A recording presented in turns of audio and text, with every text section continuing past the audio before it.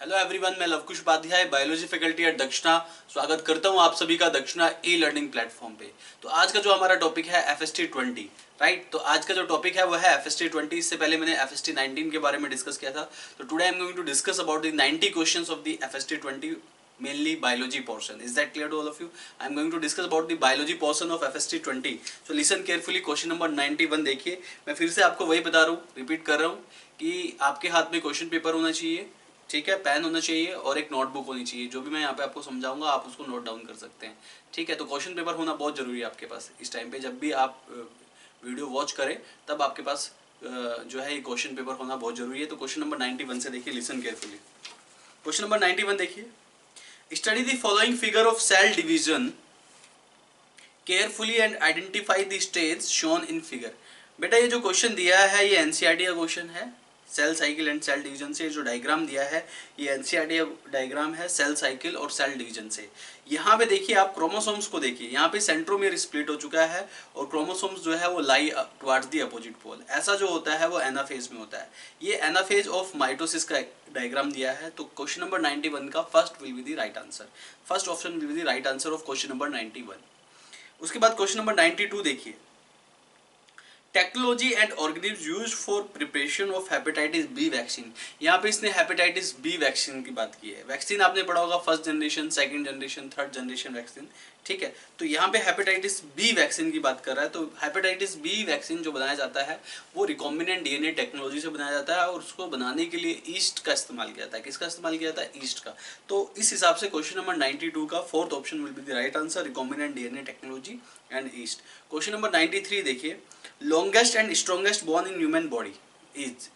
Human body की longest और strongest bone कौन सी है आपको ये बताना है। तो ह्यूमन बॉडी की जो लॉन्गेस्ट एंड स्ट्रॉन्गेस्ट बोन है वो है femur. Is that clear?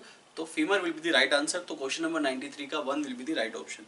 Radius, ulna and patella, बाकी जो ऑप्शन दिए हुए हैं वो मतलब लॉन्गेस्ट और स्ट्रॉन्गेस्ट बोन में कंसिडर नहीं किए जाते हैं। तो ह्यूमन बॉडी में सबसे जो लॉन्गेस्ट एंड स्ट्रॉन्गेस्ट बोन होती है वो होती है फीमर। इसके बाद क्वेश्चन नंबर 94 देखिए, second messenger is not generated by what. ठीक है बेटा, सेकंड मैसेंजर जो होता है जनरली ऐसे हार्मोन जिनके एक्स्ट्रा सेलुलर रिसेप्टर्स होते हैं, जिनके रिसेप्टर सेल मेम्ब्रेन पे लाई करते हैं, उनमें सेकेंडरी मैसेंजर क्या होता है? सेकेंडरी मैसेंजर प्रोड्यूस होता है। लेकिन ऐसे हार्मोन जिनके रिसेप्टर सेल के अंदर प्रेजेंट होते हैं या इंट्रा सेलुलर रिसेप्टर होते हैं, न्यूक्लियस में प्रेजेंट होते हैं या सेल के साइटोप्लाज्म में प्रेजेंट होते हैं, ऐसे हार्मोन्स के जो रिसेप्टर्स होते हैं, ऐसे हार्मोन्स के जो रिसेप्टर हैं वो सेल के अंदर है। तो ऐसे केस में ऐसे हार्मोन्स के, यानी कि यहाँ पे जो है ऐसे हार्मोन्स के क्या कहते हैं, आपका जो सेकंड मैसेंजर है ऐसा हार्मोन वो प्रोड्यूस नहीं करता है। तो सेकेंडरी मैसेंजर कौन सा हार्मोन प्रोड्यूस नहीं करेगा?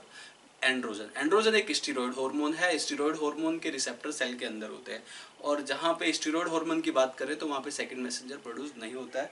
तो ये बात आपको ध्यान रखनी है। तो यहाँ पे androgen will be the right answer. जबकि एडीएच, एड्रेनलिन एंड पीटीएच ऐसे हार्मोन नहीं है, इनके सबके एक्स्ट्रा सेलुलर रिसेप्टर्स होते हैं। क्वेश्चन नंबर 95 देखिए, chromosome in which centromere is present in almost at the middle of chromosome is known as.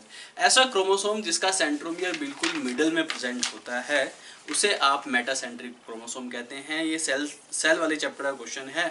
तो क्रोमोसोम जो होते हैं स्ट्रक्चर के हिसाब से, सेंट्रोमियर की पोजीशन के हिसाब से 4 टाइप्स के होते हैं, मेटासेंट्रिक, सब मेटासेंट्रिक, एक्रोसेंट्रिक एंड टीलोसेंट्रिक। जो मेटासेंट्रिक क्रोमोसोम होता है उसका जो सेंट्रोमियर है वो क्रोमोसोम के बिल्कुल सेंटर में प्रेजेंट होता है, सेंटर में मौजूद होता है।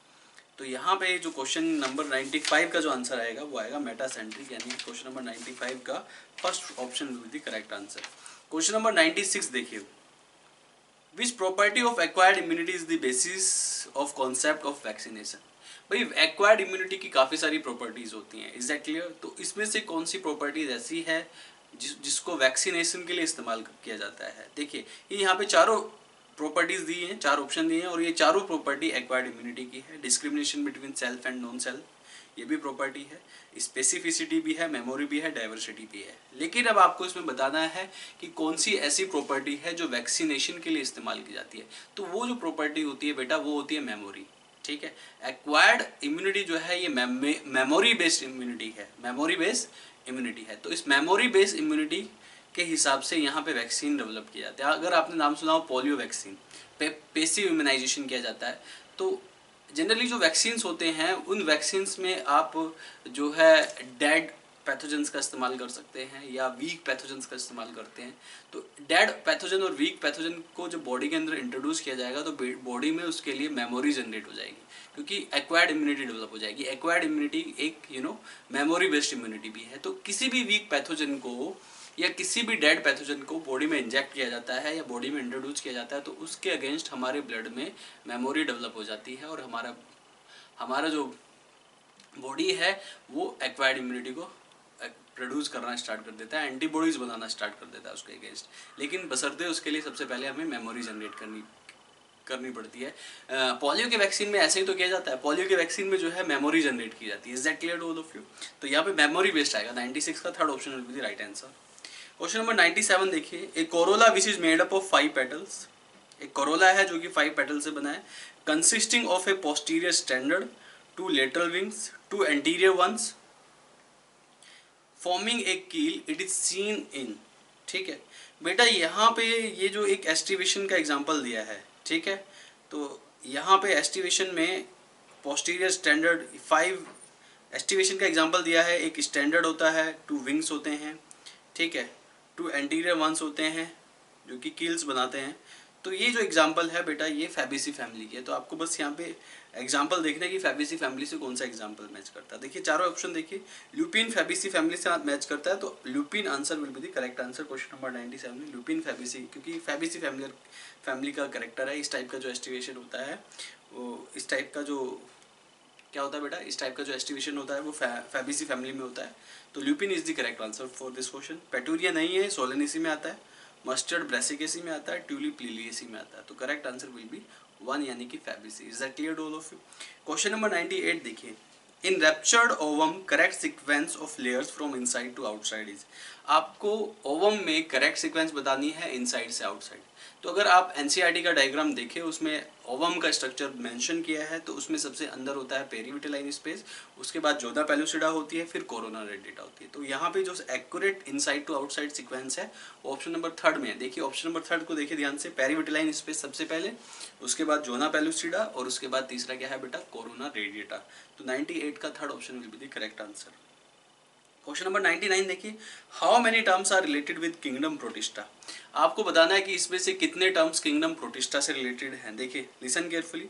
तो सबसे पहला टर्म है जाइगोट, किंगडम प्रोटिस्टा से बिलोंग करता है, क्योंकि जाइगोट में किंगडम प्रोटिस्टा में जाइगोटिक म्यूसिस भी होती है, तो किंगडम प्रोटिस्टा में जाइगोट बनता है। ठीक है, तो जाइगोट को आप करेक्ट कर लीजिए। एम्ब्रियो नहीं होगा, सीलिया, हाँ सीलिया भी प्रेजेंट होते हैं, सीलिएटेड प्रोटोजोन्स होते हैं, पिलाई भी प्रेजेंट होता है, ये पिलाई नहीं, पिलाई प्रेजेंट नहीं होता, पिलाई जो है इसमें प्रेजेंट नहीं होता है। ठीक है, पेलिकल प्रेजेंट होता है बेटा, पेलिकल प्रेजेंट होता है। तो करेक्ट कीजिए। देखिए जाइगोट आएगा, सीलिया आएगा, पेलिकल आएगा, वाटर ब्लूम, कुछ ऐसे भी प्रोटिस्ट होते हैं जो कि वाटर ब्लूम करते हैं, फोटोसिंथेसिस भी परफॉर्म करते हैं, कुछ सुडोपोडिया भी होते हैं। तो यहाँ पे आप देखिए कौन कौन से मैच कर रहे हैं यहाँ पे प्रोटिस्टा से। जाइगोट आ रहा है, पेलिकल आ रहा है, उसके बाद तीसरा है आपका वाटर ब्लूम, चौथा है फोटोसिंथेसिस, पांचवा है सुडोपोडिया। और भी कोई है क्या? जाइगोट, सीलिया, पेलिकल, ठीक है।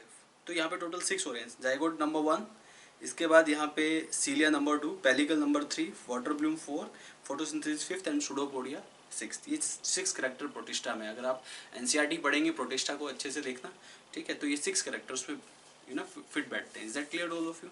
क्वेश्चन नंबर 100 देखिए, 100 गिवन डायग्राम, ये मेल रिप्रोडक्टिव सिस्टम का डायग्राम दिया हुआ है इसमें, कॉकरोच का। ठीक है, आपको यहाँ पे बताना है कि इसमें कौन सा ऐसा स्ट्रक्चर है जो कि न्यूट्रिटिव फ्लूइड प्रोवाइड करता है स्पर्मेटोफोर को। अगर आप एनसीईआरटी के डायग्राम को देखते हैं, बिल्कुल एनसीईआरटी का डायग्राम दिया है, तो यहाँ पे बीच में मशरूम ग्लैंड दी हुई है। मशरूम ग्लैंड में लॉन्ग ट्यूब्यूल होते हैं, शॉर्ट ट्यूब्यूल्स होते हैं। तो यहाँ पे शॉर्ट ट्यूब्यूल्स जो होते हैं वो नरिशमेंट प्रोवाइड करने का काम करते हैं। तो शॉर्ट ट्यूब्यूल की जो लेबलिंग मैच करेगी वो बी के साथ मैच करेगी। तो बी वाली जो मैचिंग है वो शॉर्ट ट्यूब्यूल है। शॉर्ट ट्यूब्यूल्स को आप यूट्रिकुलाई ब्रीवियोरस भी कहते हैं। यूट्रिकुलाई ब्रीवियोरस का काम क्या होता है बेटा? स्पर्मेटोफोर को नरिशमेंट प्रोवाइड करता है। तो यहाँ पे short tubule will be the correct answer. और शॉर्ट ट्यूब्यूल की लेबलिंग आप किससे मैच करेंगे? बी से। बी से मैच करके देखना तो आंसर आएगा बी, यानी ये 100 का second option will be the correct answer. Question number 101, during hearing mechanism in humans the sense cells which perceive the sound vibration are present in। sound vibration present perceive कौन करता है बेटा? Organ of Corti. और organ of Corti किसमें present होता है? Cochlea में। तो 101 का third will be the right answer, cochlea होगा। Is that clear? Saccules, utricles and semicircular canal ये बॉडी को बैलेंसिंग में हेल्प करते हैं, ये हियरिंग में हेल्प नहीं करते हैं। तो 101 का third option will be the correct answer. बेटा क्वेश्चन नंबर 102 देखिए, the scientific name of mango is, mango का साइंटिफिक नेम होता है मैंगीफेरा इंडिका। तो third will be the right option. इसके अलावा ये सारे ऑप्शन भी देख लेते हैं एक बार। ऑप्शन नंबर 1 सोलेनम ट्यूबरोसम, ये पोटैटो का साइंटिफिक नेम है। ट्रिटिकम एस्टिवम, ये वीट का साइंटिफिक नेम है। मस्का डोमेस्टिका, ये हाउस फ्लाई का साइंटिफिक नेम है। मैंगो का साइंटिफिक नेम मैंगीफेरा इंडिका होता है। 102 का third option will be the right answer. Question number 103 देखिए, small region on the retina of the eye which contain only cones, ऐसा region जो कि रेटिना ऑफ आई में प्रेजेंट है और सिर्फ कॉन्स कंसिस्ट करता है, तो इस रीजन को आप कहते हैं फोविया सेंट्रलिस। फोविया सेंट्रलिस वाला रीजन है बेटा। एरिया सेंट्रलिस नहीं होता, ब्लाइंड स्पॉट नहीं होता, ओरा सेरेटा नहीं होता। फोविया सेंट्रलिस में कॉन्स जो सेल्स होती हैं वो सबसे ज़्यादा कॉन्सेंट्रेटेड अमाउंट में होती है और कॉन्स की प्रेजेंस से वहाँ पे सबसे ज़्यादा शार्प इमेज बनती है। Is that clear? याद रहे, क्योंकि कॉन्स क्या है, वो डे लाइट विजन में हेल्प करती है। Is that clear to all of you? दिन के समय विजन में जो हेल्प करती है वो कॉन्स हेल्प करती है और कॉन्स की सबसे ज़्यादा कॉन्सेंट्रेशन फोविया सेंट्रलिस रीजन में होती है, इसलिए रेटिना के फोविया सेंट्रलिस पार्ट पे सबसे ज़्यादा शार्प इमेज बनती है। तो यहाँ पे 103 का second option will be the correct answer. बेटा क्वेश्चन नंबर 104 देखिए, non membrane bound cell organelle which helps in cell division in animal cell is called centromere. बेटा इसको सेंट्रोमियर कहेंगे, non membrane bound cell organelle which helps in cell division. Centromere non membrane bounded structure और cell division में help करता है, spindle fibres की formation में help करता है। बिना स्पिंडल फाइबर की फॉर्मेशन के सेल डिवीजन पॉसिबल नहीं हो पाएगा। तो 104 का correct answer will B second, यानी कि सेंट्रोमियर। इसके बाद मेन एंजाइम ऑफ ट्रांसक्रिप्शन, ये बहुत ही आसान क्वेश्चन पूछा है इसने। ट्रांसक्रिप्शन के लिए कौन सा एंजाइम चाहिए? RNA polymerase, that should be DNA dependent. तो डीएनए डिपेंडेंट आरएनए पॉलीमरेज बिल्कुल एनसीईआरटी का क्वेश्चन है, बहुत ही आसान क्वेश्चन है। तो 105 का second option will be the correct, DNA dependent RNA polymerase. Question number 106 पे आ जाइए, विच of the following statements is incorrect. आपको ये बताना है, 4 स्टेटमेंट दिए, चारों स्टेटमेंट में आपको एक स्टेटमेंट बतानी है जो कि इनकरेक्ट है। कोई एक स्टेटमेंट यहाँ पे इनकरेक्ट है, तो स्टेटमेंट्स पढ़ते हैं। सबसे पहली स्टेटमेंट देखिए, in Alstonia more than 2 leaves arise at a node. बिल्कुल सही स्टेटमेंट है। एल्स्टोनिया में एक ही नोड से 2 से ज़्यादा लीव्स अराइज होती है। अगर एक ही नोड से जो 2 से ज़्यादा लीव्स अराइज होती है, ठीक है, that kind of phyllotaxy is called word. अगर आपने फाइलोटैक्सी पढ़ा हो, फाइलोटैक्सी मतलब the pattern of arrangement of leaves on node. Is that clear? तो नोड पे, स्टेम नोड पे लीव्स के अरेंजमेंट का जो पैटर्न है उसे आप फाइलोटैक्सी कहते हैं। तो एल्स्टोनिया में एक ही नोड से काफ़ी सारे लीव्स अराइज होते हैं, यानी कि ये वर्ल्ड फाइलोटैक्सी है, ठीक है। तो ये स्टेटमेंट बिल्कुल सही है। सेकंड स्टेटमेंट देखते हैं, a flower is modified shoot where in this shoot apical meristem changes to floral meristem. एक फ्लावर जो है वो मॉडिफाइड स्टेम होता है, ठीक है, मेरी मॉडिफाइड शूट होता है, बिल्कुल सही स्टेटमेंट है। और shoot apical meristem floral meristem में कन्वर्ट होता है, ये भी बिल्कुल सही है। तो सेकंड स्टेटमेंट भी बिल्कुल सही है। जो फ्लावर होता है वो शूट मेरिस्टेम का मॉडिफिकेशन है और शूट मेरिस्टेम से फ्लोरल मेरिस्टेम बनता है, उसके बाद फ्लावर डेवलप होता है, ठीक है। तो ये second statement is also the NCERT statement, ठीक है। तो ये भी बिल्कुल सही स्टेटमेंट है, आपको इनकरेक्ट छांटना है। देखिए क्वेश्चन नंबर 106 का थर्ड स्टेटमेंट देखिए, suckers are present in Rhizophora. बिल्कुल गलत स्टेटमेंट है, सकर्स राइजोफोरा में प्रेजेंट नहीं होते। राइजोफोरा का स्पेशल कैरेक्टर होता है न्यूमेटोफोर्स। उसमें न्यूमेटोफोर्स रूट होती हैं वो, जो कि वर्टिकली अपवर्ड ग्रो करती हैं, राइट, एनवायरनमेंट से ऑक्सीजन को ऑब्टेन करने के लिए। और ये जनरली मार्सी एरियाज में ग्रो करते हैं और ऐसे मार्सी एरियाज में इनको ऑक्सीजन की कमी होती है, इसलिए ऑक्सीजन की कमी को पूरा करने के लिए इनमें रूट जो है वर्टिकली ग्रो करती हैं और ऐसी रूट को न्यूमेटोफोर कहते हैं। सकर्स का कोई कॉन्सेप्ट नहीं है राइजोफोरा में, तो ये स्टेटमेंट इनकरेक्ट है। इस हिसाब से देखा जाए तो 106 का थर्ड आंसर आना चाहिए। लेकिन फोर्थ स्टेटमेंट को भी पढ़ लेते हैं, thorns are present in citrus and bougainvillea. बिल्कुल सही स्टेटमेंट है। थॉर्न्स जो होते हैं प्रोटेक्टिव स्ट्रक्चर होते हैं, प्रोटेक्टिव मॉडिफिकेशन ऑफ स्टेम होती है, जो कि सिट्रस और बोगनविलिया को जितने भी जो ग्रेजिंग एनिमल्स हैं उनसे प्रोटेक्ट करते हैं, ब्राउजिंग एनिमल्स से प्रोटेक्ट करते हैं। तो फोर्थ स्टेटमेंट इज करेक्ट। तो यहाँ पे सिर्फ एक ही स्टेटमेंट अनकरेक्ट है, सकर्स वाली, ठीक है, यानी कि 106 का थर्ड ऑप्शन यानी कि third will be the right answer. Question number 107 देखिए, swollen leaf base occurs in some leguminous plant. Swollen leaf base जो कि लेगुमिनस प्लांट में देखा जाता है उसको आप पल्विनस कहते हैं। एनसीईआरटी का डायरेक्ट क्वेश्चन है, डायरेक्ट स्टेटमेंट है। अगर स्वेलन लीव बेस होता है किसी प्लांट में उसे आप पल्विनस कहते हैं। क्या कहते हैं उसको आप? Pulvinus.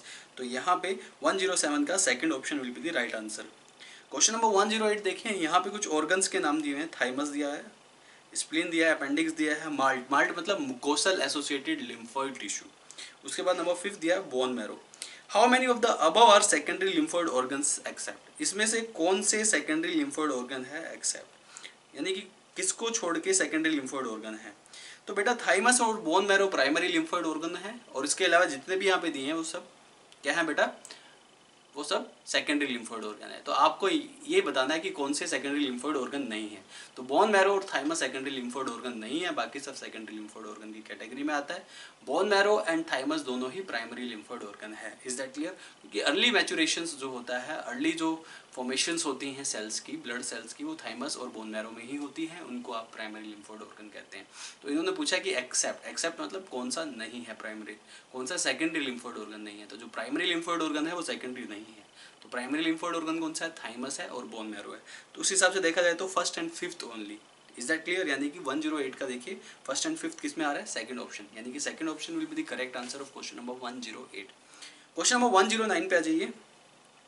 Erythropoietin which stimulate erythropoiesis is secreted by Jazzy sales of kidney.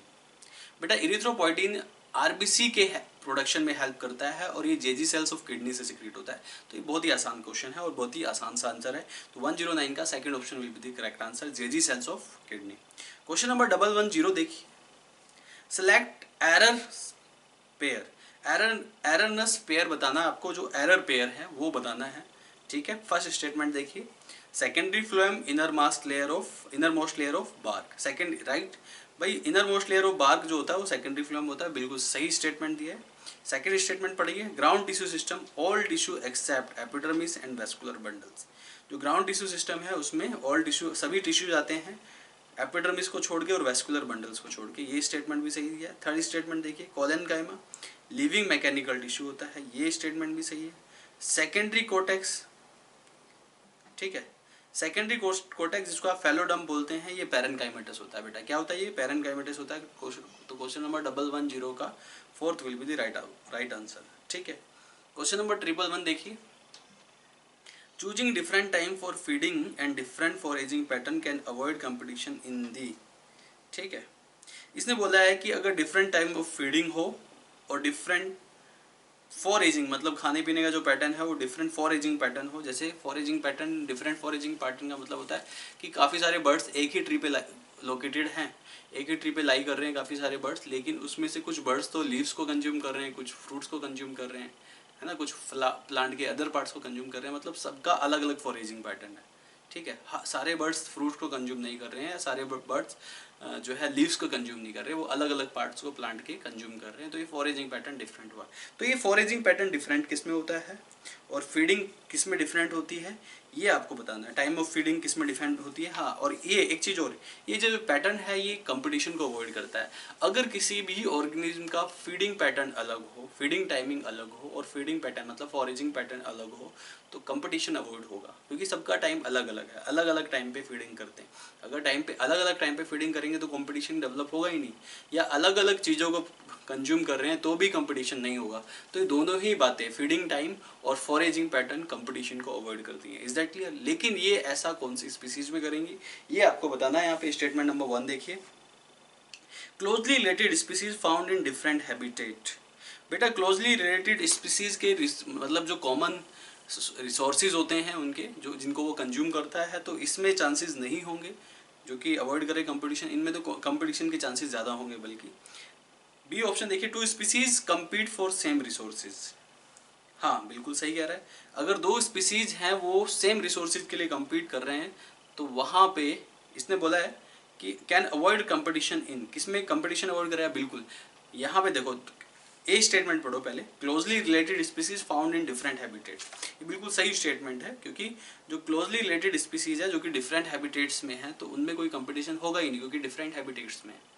ठीक है, तो उसमें कंपटीशन अवॉइड कराने की जरूरत भी नहीं है, क्योंकि वो डिफरेंट हैबिटेट्स में है, क्लोजली रिलेटेड स्पीसीज है, लेकिन हैबिटेट उनके अलग अलग है। तो सेम हैबिटेट में जनरली कंपटीशन ज़्यादा डेवलप होता है। तो ये स्टेटमेंट बिल्कुल गलत है।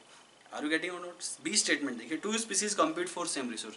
हाँ, अगर 2 स्पीसीज का सेम रिसोर्स हो, ठीक है, उनके बीच में कंपटीशन होगा, लेकिन फॉरेजिंग पैटर्न और फीडिंग टाइमिंग से उनका कंपटीशन अवॉइड हो जाएगा। हमें यही बताना है। तो B is correct statement. C statement देखिए, species having similar needs and sharing same habitat, ठीक है। ऐसी स्पीसीज इनका सिमिलर नीड्स है, सिमिलर नीड्स मतलब जो कि सेम टाइप का फूड कंज्यूम करते हैं और शेयरिंग हैबिटेट और अपने हैबिटेट को शेयरिंग करते हैं, उनमें भी कंपटीशन होता है।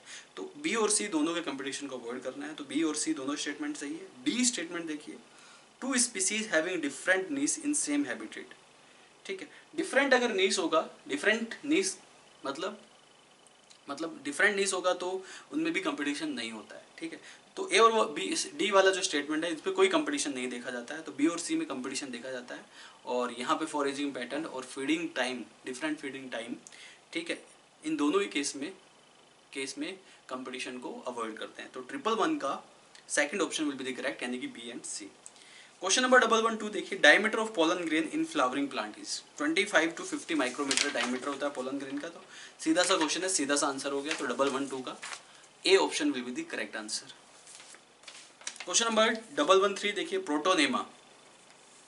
प्रोटोनेमा क्या है पहले तो ये समझ लीजिए भाई, आपने पढ़ा होगा मोसिस, मोसिस में गैमेटोफाइट प्रेजेंट होती है, गैमेटोफाइट स्टेज होती है, और गैमेटोफाइट की भी दो स्टेज होती है। पहली स्टेज प्रोटोनेमा होती है, दूसरी स्टेज लीफी स्टेज होती है। फर्स्ट स्टेज जो प्राइमरी स्टेज है वो प्रोटोनेमा है, और सेकंड स्टेज जो होती है वो लीफी स्टेज होती है इन केस ऑफ मोस। एनसीईआरटी का स्टेटमेंट है बिल्कुल, तो ध्यान से पढ़िएगा इसको। तो प्रोटोनेमा में is a creeping green branched and frequently filamentous stage. जो प्रोटोनेमा स्टेज होती है वो क्रीपिंग होती है, ग्रीन ब्रांच होती है और फ्रीक्वेंटली फिलामेंटस स्टेज होती है। तो प्रोटोनेमा का fourth option will be the right answer. ये एनसीईआरटी का स्टेटमेंट है। एनसीईआरटी में जो मोस्ट वाला जो टॉपिक दिया है ब्रायोफाइट्स में, उसको आप अच्छे से पढ़ना। तो प्रोटोनेमा जो होती है वो क्रीपिंग होती है, ग्रीन ब्रांच्ड होती है और फ्रीक्वेंटली फिलामेंटस स्टेज होती है। Protonema, this is the primary stage of gametophyte. Is that clear? Secondary stage of gametophyte is leafy stage. तो यहाँ पे लीफी स्टेज नहीं है, क्रीपिंग स्टेज है। Is that clear? तो प्रोटोनेमा का fourth option will be the right answer. Question number 114 देखो बेटा, protein hormone secreted by ovaries. आपको बताना है कि ओवरी से कौन सा प्रोटीन हार्मोन निकलता है। एचसीजी देखिए, एचसीजी ओवरी से नहीं निकलता है, प्लेसेंटा से निकलता है, तो ये इनकरेक्ट स्टेटमेंट हो गया first statement.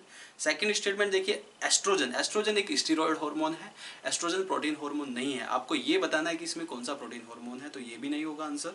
LH luteinizing hormone, ये पिट्यूटरी से, एंटीरियर पिट्यूटरी से निकलने वाला हार्मोन है, इसने ओवरी के हार्मोन की बात की है। डी देखिए, रिलैक्सिन, रिलैक्सिन जो है ये ओवरी से निकलता है और ये प्रोटीन हार्मोन है, यानी कि 114 का fourth option will be the correct, यानी कि रिलैक्सिन इज प्रोटीन हार्मोन और secreted by ovary. Is that clear to all of you? तो 114 का fourth option will be the right answer.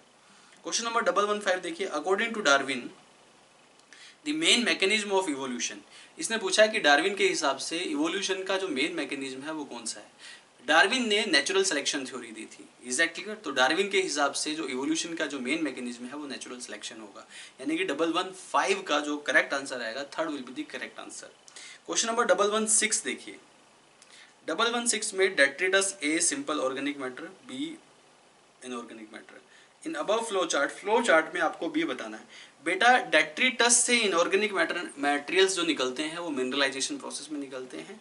आपने पढ़ा होगा एक प्रोसेस जिसको आप कहते हैं डीकम्पोजिशन। डीकम्पोजिशन में कुछ प्रोसेस होते हैं, आपको पता होना चाहिए।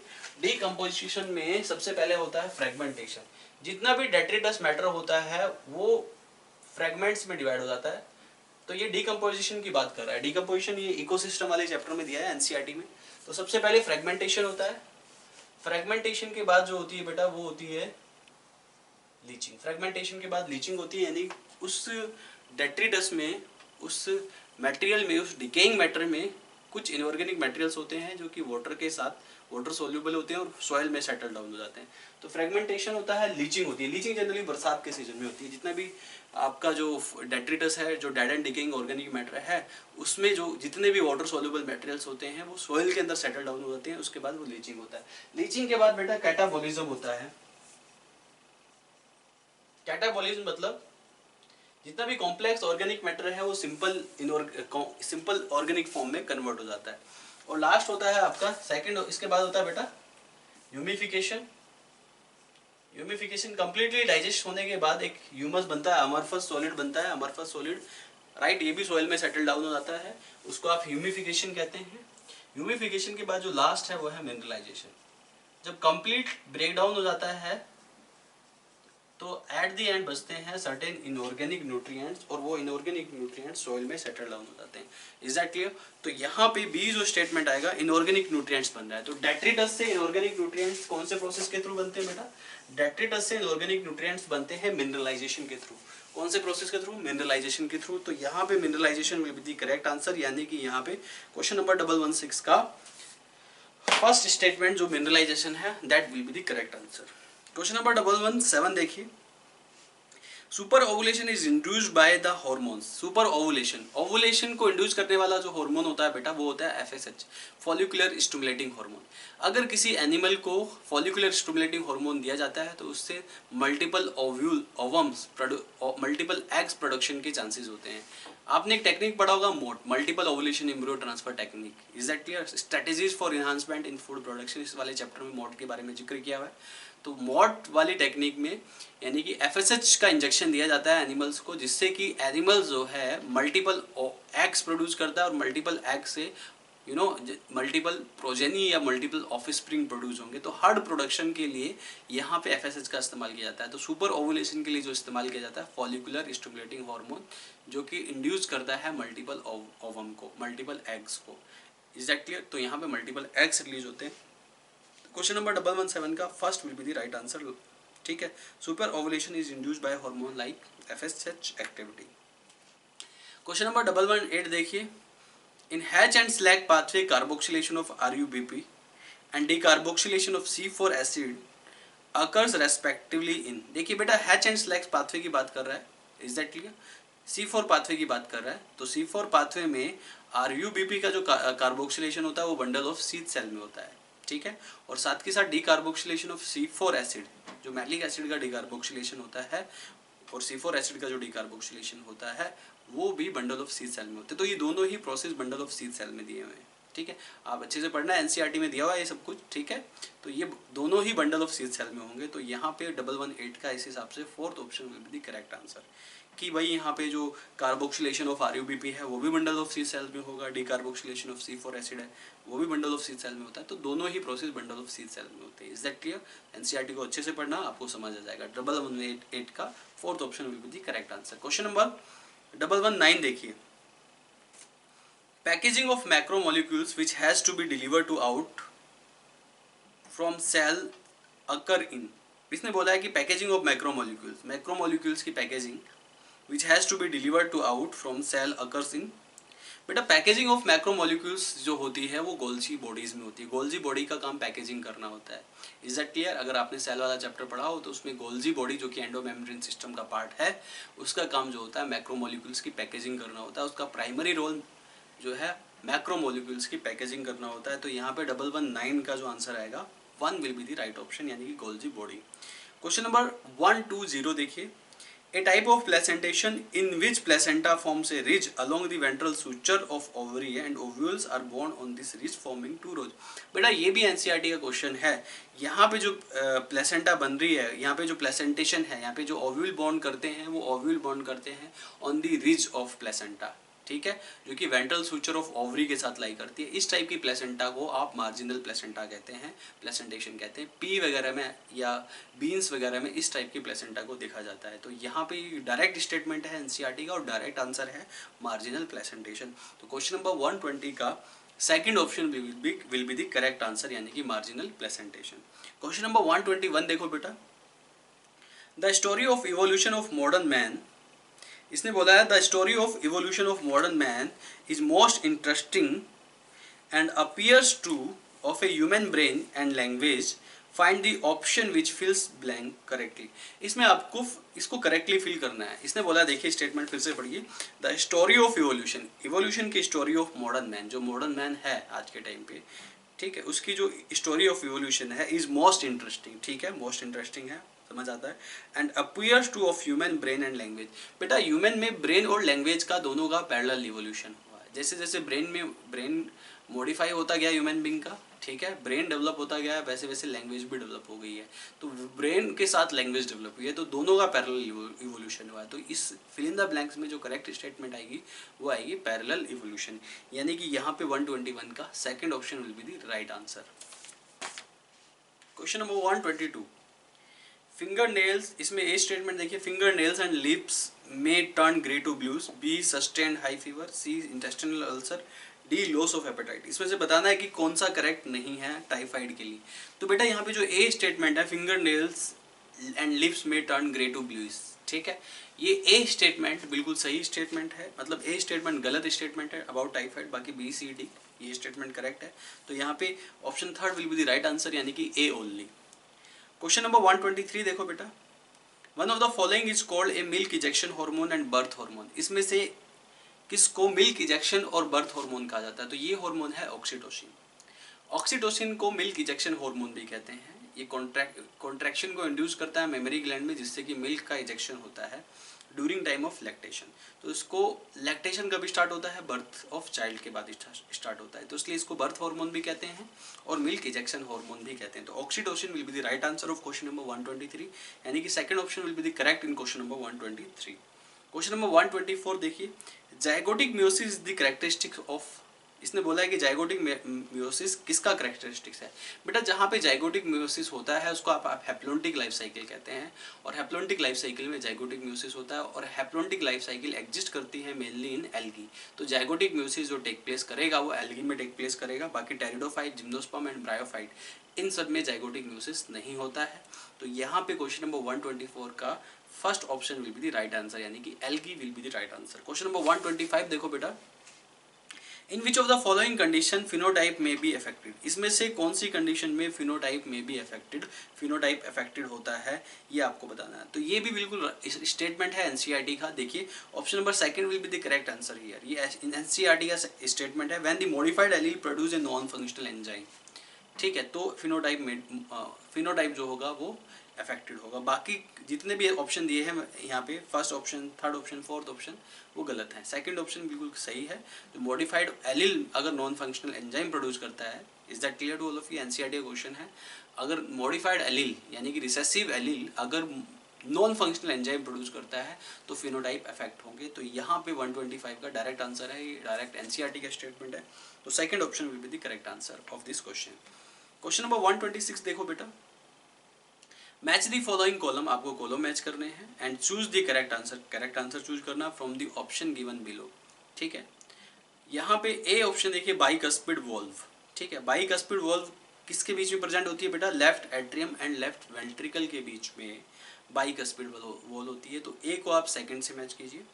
बी देखो, ऑर्टिक सेम्युलर वॉल्व, ऑर्टिक सेम्युलर वॉल्व किसके बीच में प्रेजेंट होती है बेटा? ऑर्टिक सेम्युलर वॉल्व प्रेजेंट होती है between left ventricle and aorta. Left ventricle and aorta के बीच में ऑर्टिक सेम्युलर वॉल्व होती है। तो बी को आप फोर्थ से मैच कीजिए। सी देखिए, ट्राइकस्पिड वॉल्व, बेटा ट्राइकस्पिड वॉल्व प्रेजेंट होता है between right atrium and right ventricle. Right atrium और राइट वेंट्रिकल के बीच में ट्राइकस्पिड वॉल्व होती है। Is that clear to all of you? तो सी को आप फर्स्ट स्टेटमेंट से मैच कीजिए। डी देखिए, पल्मोनरी सेम्युलर वॉल्व, बेटा पल्मोनरी सेम्युलर वॉल्व प्रेजेंट होती है between right ventricle and pulmonary artery के बीच में पल्मोनरी सेम्युलर वॉल्व प्रेजेंट होती है। तो डी को आप थर्ड से मैच कीजिए। तो बेटा ए को सेकंड से मैच करो, ठीक है, बी को फोर्थ से मैच करो, सी को वन से मैच करो और डी को थर्ड से मैच करो। उस हिसाब से आपका जो राइट आंसर रहेगा second option will be the correct answer in question number 126। Is that clear to all of you? इसके बाद बेटा क्वेश्चन नंबर 128 देखिए, which of the following primary immunoglobulin present in human colostrum. Human colostrum में immunoglobulin A immunoglobulin जो होता है वो human colostrum में प्रेजेंट होता है। तो क्वेश्चन नंबर 128 का third option will be the correct answer. इसके बाद क्वेश्चन नंबर 129 देखिए, match the following columns and choose the correct answer. आपको कॉलम्स मैच करने और करेक्ट आंसर चूज करना है। देखो बेटा, बॉल एंड सॉकेट जॉइंट, ये बताना ball and socket joint, shoulder joint जो होता है वो बॉल एंड सॉकेट जॉइंट होता है। तो ए को आप फर्स्ट से मैच कीजिए। हिंज जॉइंट, नी जॉइंट को हिंज जॉइंट कहते हैं। तो बी को आप थर्ड से मैच कीजिए। सी देखिए, pivot joint between Atlas and axis, ये एटलस एंड एक्सिस के बीच में पाइवट जॉइंट जो कि रोटेशन मूवमेंट ऑफ नेक को अलाउ करता है, पाइवट जॉइंट होता है। तो सी को थर्ड से मैच कीजिए।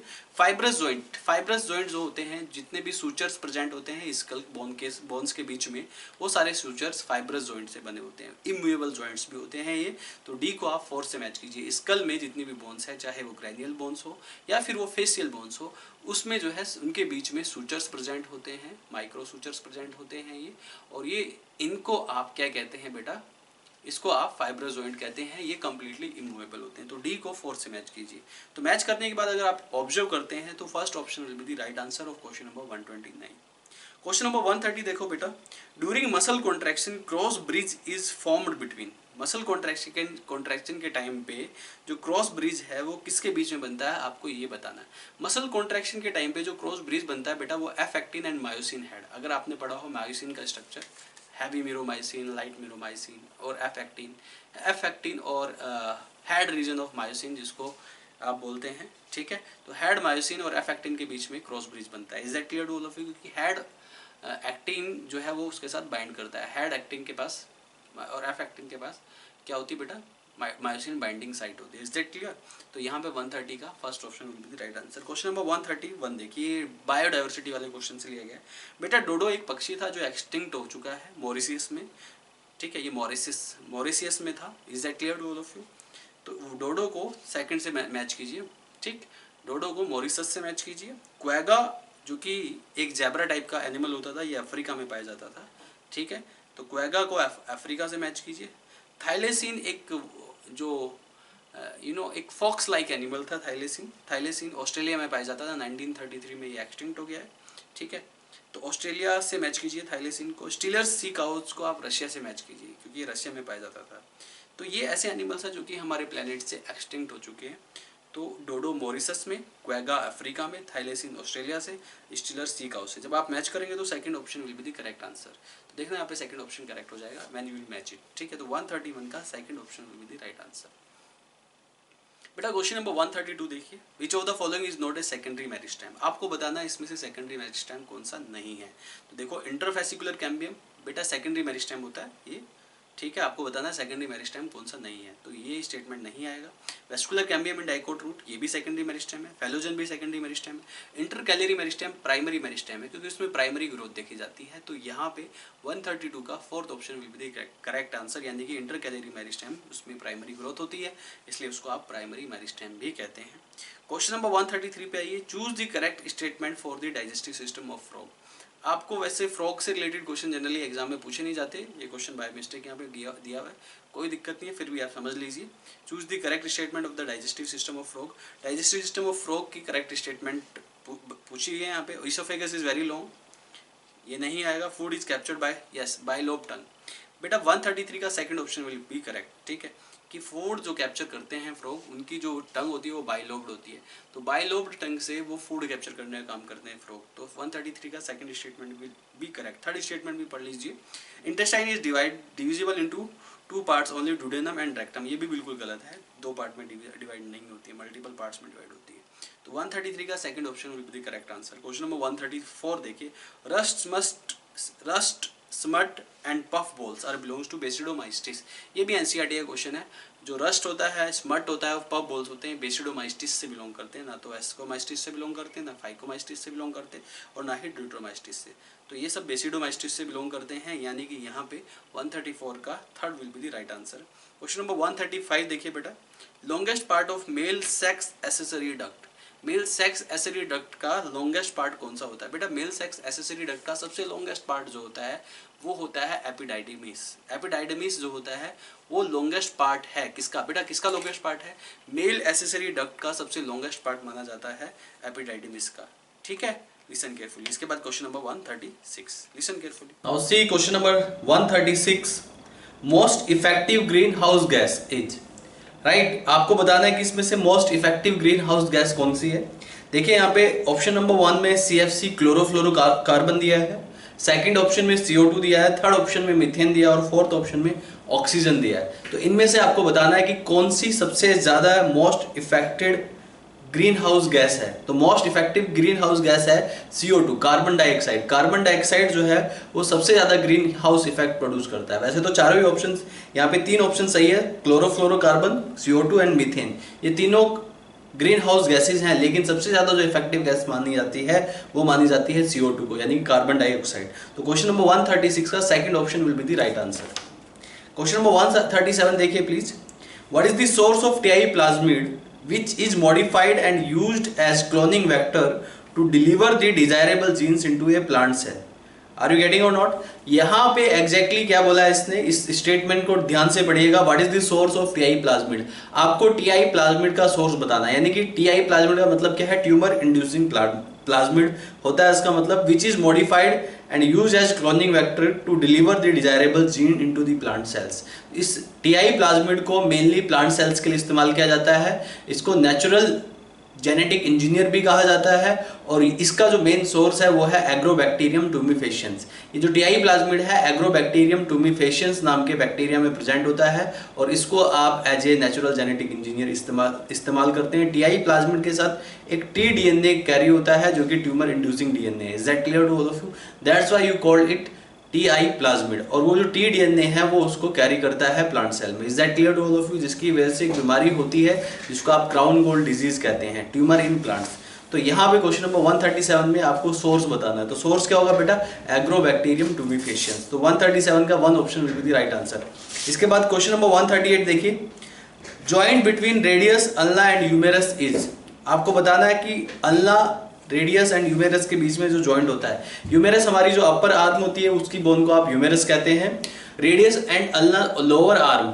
Is that clear? Lower arm में रेडियस एंड अल्ना होती है। तो ये रेडियस, अल्ना और ह्यूमेरस के बीच में जो बोन होता है, जॉइंट होता है, इसको आप नी जॉइंट कहते हैं, और ये एक हिंज जॉइंट है। ये क्या है बेटा? एक हिंज जॉइंट है। तो यहाँ पे क्वेश्चन नंबर 138 में first option will be the correct answer. इसके बाद देखिए question number 139, conjoint collateral and open vascular bundles are found in. बेटा conjoint collateral and open vascular bundle पाया जाता है सनफ्लावर के स्टेम में। तो ये पॉइंट आपको याद रखना है। तो क्वेश्चन नंबर 139 का second option will be correct answer. Question number 140 देखिए, mild uterine contraction eight the time of parturition. ठीक है, माइल्ड यूटेराइन कॉन्ट्रैक्शन पार्चुरेशन के टाइम पे किसको कहते हैं ये आपको बताना। ऑप्शन नंबर 1 देखिए, are induced by oxytocin release from maternal pituitary. ठीक है, are called foetal ejection reflex, result due to fully developed placenta only, result due to decrease in level of oestrogen. तो mild uterus at the time of parturition, तो आपको ये बताना है कि जो माइल्ड यूटेरस कॉन्ट्रैक्शन है उसको कहते क्या है। तो बेटा उसको फीटल इजेक्शन रिफ्लेक्स कहते हैं। ऑक्सीटोसिन का लेवल बढ़ जाता है, ऑक्सीटोसिन लेवल जो है यूटेराइन वॉल को स्टिमुलेट करता है, जिससे कि यूटेराइन वॉल में कॉन्ट्रैक्शन होता है, और कॉन्ट्रैक्शन की वजह से जो है फीटल का इजेक्शन होता है। That's why this is called foetal ejection reflex. यानी कि यहाँ पे क्वेश्चन नंबर 140 का second option will be the correct answer. Question number 141 देखिए, when two pairs of traits are combined in a hybrid segregation of one pair of characters is independent of the other pair of character, this statement is explained by which law of Mendel? Is that clear? आपको ये बताना है कि यहाँ पे एक hybrid में combine होने वाले जो करेक्टर है वो एक दूसरे के साथ इंडिपेंडेंटली कैरी करते हैं। ठीक है, ये स्टेटमेंट दिया है। ये स्टेटमेंट कौन सा बेटा? ये कौन से लॉ में आता है मेंडल की? ये आता है लॉ ऑफ इंडिपेंडेंट असॉर्टमेंट में। तो आंसर आएगा लॉ ऑफ इंडिपेंडेंट असॉर्टमेंट। तो क्वेश्चन नंबर 141 का second option will be the correct answer. Question number 142 देखिए, in which of the following characteristics facilitated transport is similar to active transport but differ from simple diffusion.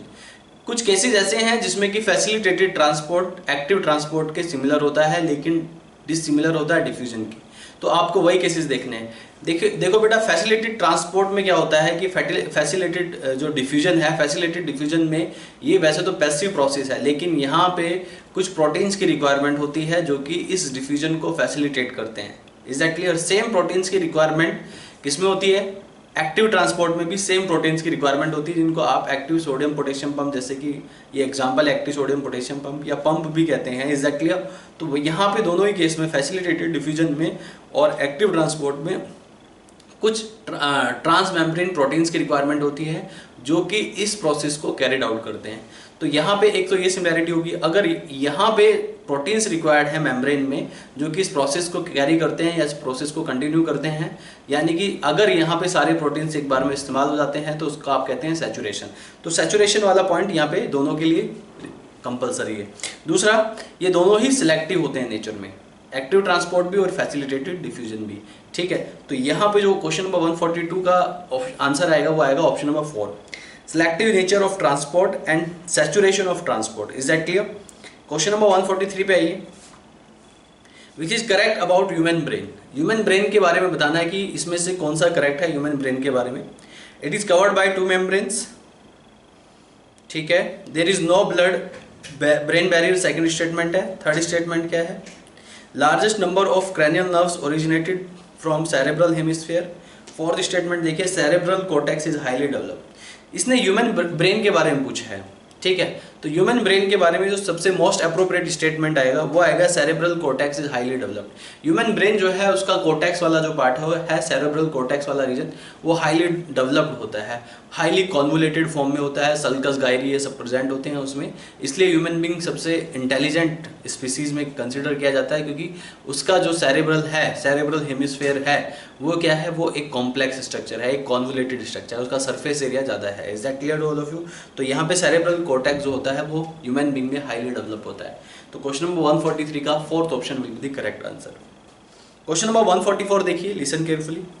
In the diagram given below, ये आपको diagram दिया है dicot embryo का, देखो ध्यान से इस डायग्राम को। Identify the part labelled A B C and D, select correct option. आपको पार्ट्स को आइडेंटिफाई करना है, ठीक है, बताना है। देखो ए वाला जो पोर्शन आएगा वो आएगा प्लूमूल, ठीक है, आप इसको लिखते जाइए अपने क्वेश्चन पेपर में। ए में प्लूमूल आएगा, बी ऑप्शन में आएगा कोटिलेडन, सी जो है वो हाइपोकोटाइल होगा और डी जो है वो रेडिकल होगा। Is that clear? तो फिर से मैं बोल देता हूँ, ए प्लूम्यूल होगा, बी कोटिलेडन होगा, सी हाइपोकोटाइल होगा और डी रेडिकल होगा। अब आप इसको मैच कीजिए क्वेश्चन नंबर 144 में, second option will be the correct answer. Question number 145 देखिए, इसमें भी मैच करना है आपको। स्टेटिन, स्टेटिन क्या होता है बेटा? स्टेटिन एक ब्लड कोलेस्ट्रॉल लोवरिंग एजेंट होता है जो कि एक फंगस से प्रोड्यूस किया जाता है, जिस फंगस का नाम है मोलस्कस प्रोप्यूरियस, ठीक है। तो स्टेटिन को आप मोलस्कस प्रोप्यूरियस से मैच कीजिए, साइक्लोस्पोरिन को ट्राइकोडर्मा से मैच कीजिए। साइक्लोस्पोरिन भी एक फंजाई प्रोड्यूस करता है, ट्राइकोडर्मा नाम का फंजाई है, वो साइक्लोस्पोरिन को प्रोड्यूस करता है। साइक्लोस्पोरिन को आप क्या कहते हैं? Immunosuppressive agent. Is that clear? इसका ऑर्गन ट्रांसप्लांटेशन के टाइम पे इस्तेमाल होता है एज ए इम्यूनोसप्रेसिव एजेंट। तो एज ए इम्यूनोसप्रेसिव एजेंट आप इसका इस्तेमाल करते हैं ड्यूरिंग ऑर्गन ट्रांसप्लांटेशन, ठीक है। तो साइक्लोस्पोरिन को आप ट्राइकोडर्मा से मैच कीजिए, ठीक है। इसके बाद सी देखिए, एसिटिक एसिड। एसिटिक एसिड जो है ये प्रोड्यूस होता है एसिटोबैक्टर एसिटी से। एक बैक्टीरिया होता है जिसका नाम है एसिटोबैक्टर एसिटी, ये उससे प्रोड्यूस होता है। तो एसिटोबैक्टर एसिटी को आप सी से मैच कीजिए, यानी कि सी को आप थर्ड से मैच कीजिए।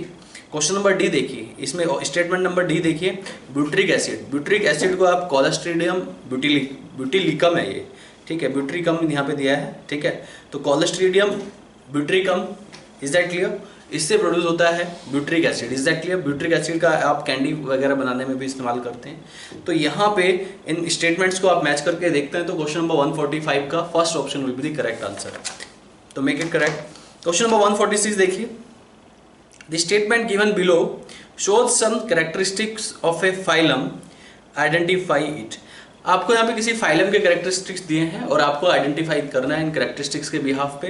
तो पहला कैरेक्टर देखिए, टिश्यू एब्सेंट है। दूसरा देखिए, इंटरनल फर्टिलाइजेशन है। डेवलपमेंट इनडायरेक्ट है। Spongocoel with many ostia, ostia pores होते हैं बॉडी वॉल में, ठीक है। And single osculum and canal system. Sexes are hermaphrodite. बेटा ये सारे के सारे जो कैरेक्टरिस्टिक्स है पॉरीफेरा से मैच करते हैं। आपको पता होना चाहिए पॉरीफेरा में टिश्यू एब्सेंट होते हैं। पॉरीफेरा में सेलुलर लेवल ऑर्गेनाइजेशन है तो टिश्यू एब्सेंट होते हैं। उनमें फर्टिलाइजेशन जो होता है वो इंटरनल फर्टिलाइजेशन होता है। डेवलपमेंट इनडायरेक्ट होता है क्योंकि उनमें लार्वा भी बनते हैं। उसमें जो बॉडी कैविटी होती है उसको स्पॉन्जिसील बोलते हैं और स्पॉन्जिसील्स के सराउंडिंग में काफ़ी सारे स्मॉल पोर्स होते हैं जिसको आप ऑस्टिया बोलते हैं। और एक सिंगल पोर भी होता है बड़ा सा जिसको आप ऑस्क्यूलम बोलते हैं और इसमें वाटर कैनाल सिस्टम भी प्रेजेंट होता है। इसके बाद इनके जो सेक्सेस होते हैं वो हर्मेफ्रोडाइट होते हैं। Is that clear to all of you? तो यहाँ पे जितने भी कैरेक्टरिस्टिक्स हैं ये कौन से फाइलम से बिलोंग कर रहे हैं? सारे कैरेक्टरिस्टिक्स ये बिलोंग करते हैं फाइलम पॉरीफेरा से। तो क्वेश्चन नंबर 146 का second option will be the correct answer. बेटा क्वेश्चन नंबर 147 देखिए, which of the following is described as energy currency of the cell. इसमें से कौन सा एनर्जी करेंसी ऑफ सेल को बताता है? बेटा एनर्जी करेंसी ऑफ सेल कहते हैं एटीपी को, एडोसिन ट्राइफॉस्फेट। ये एटीपी है, एटीपी माइटोकॉन्ड्रिया में बनता है।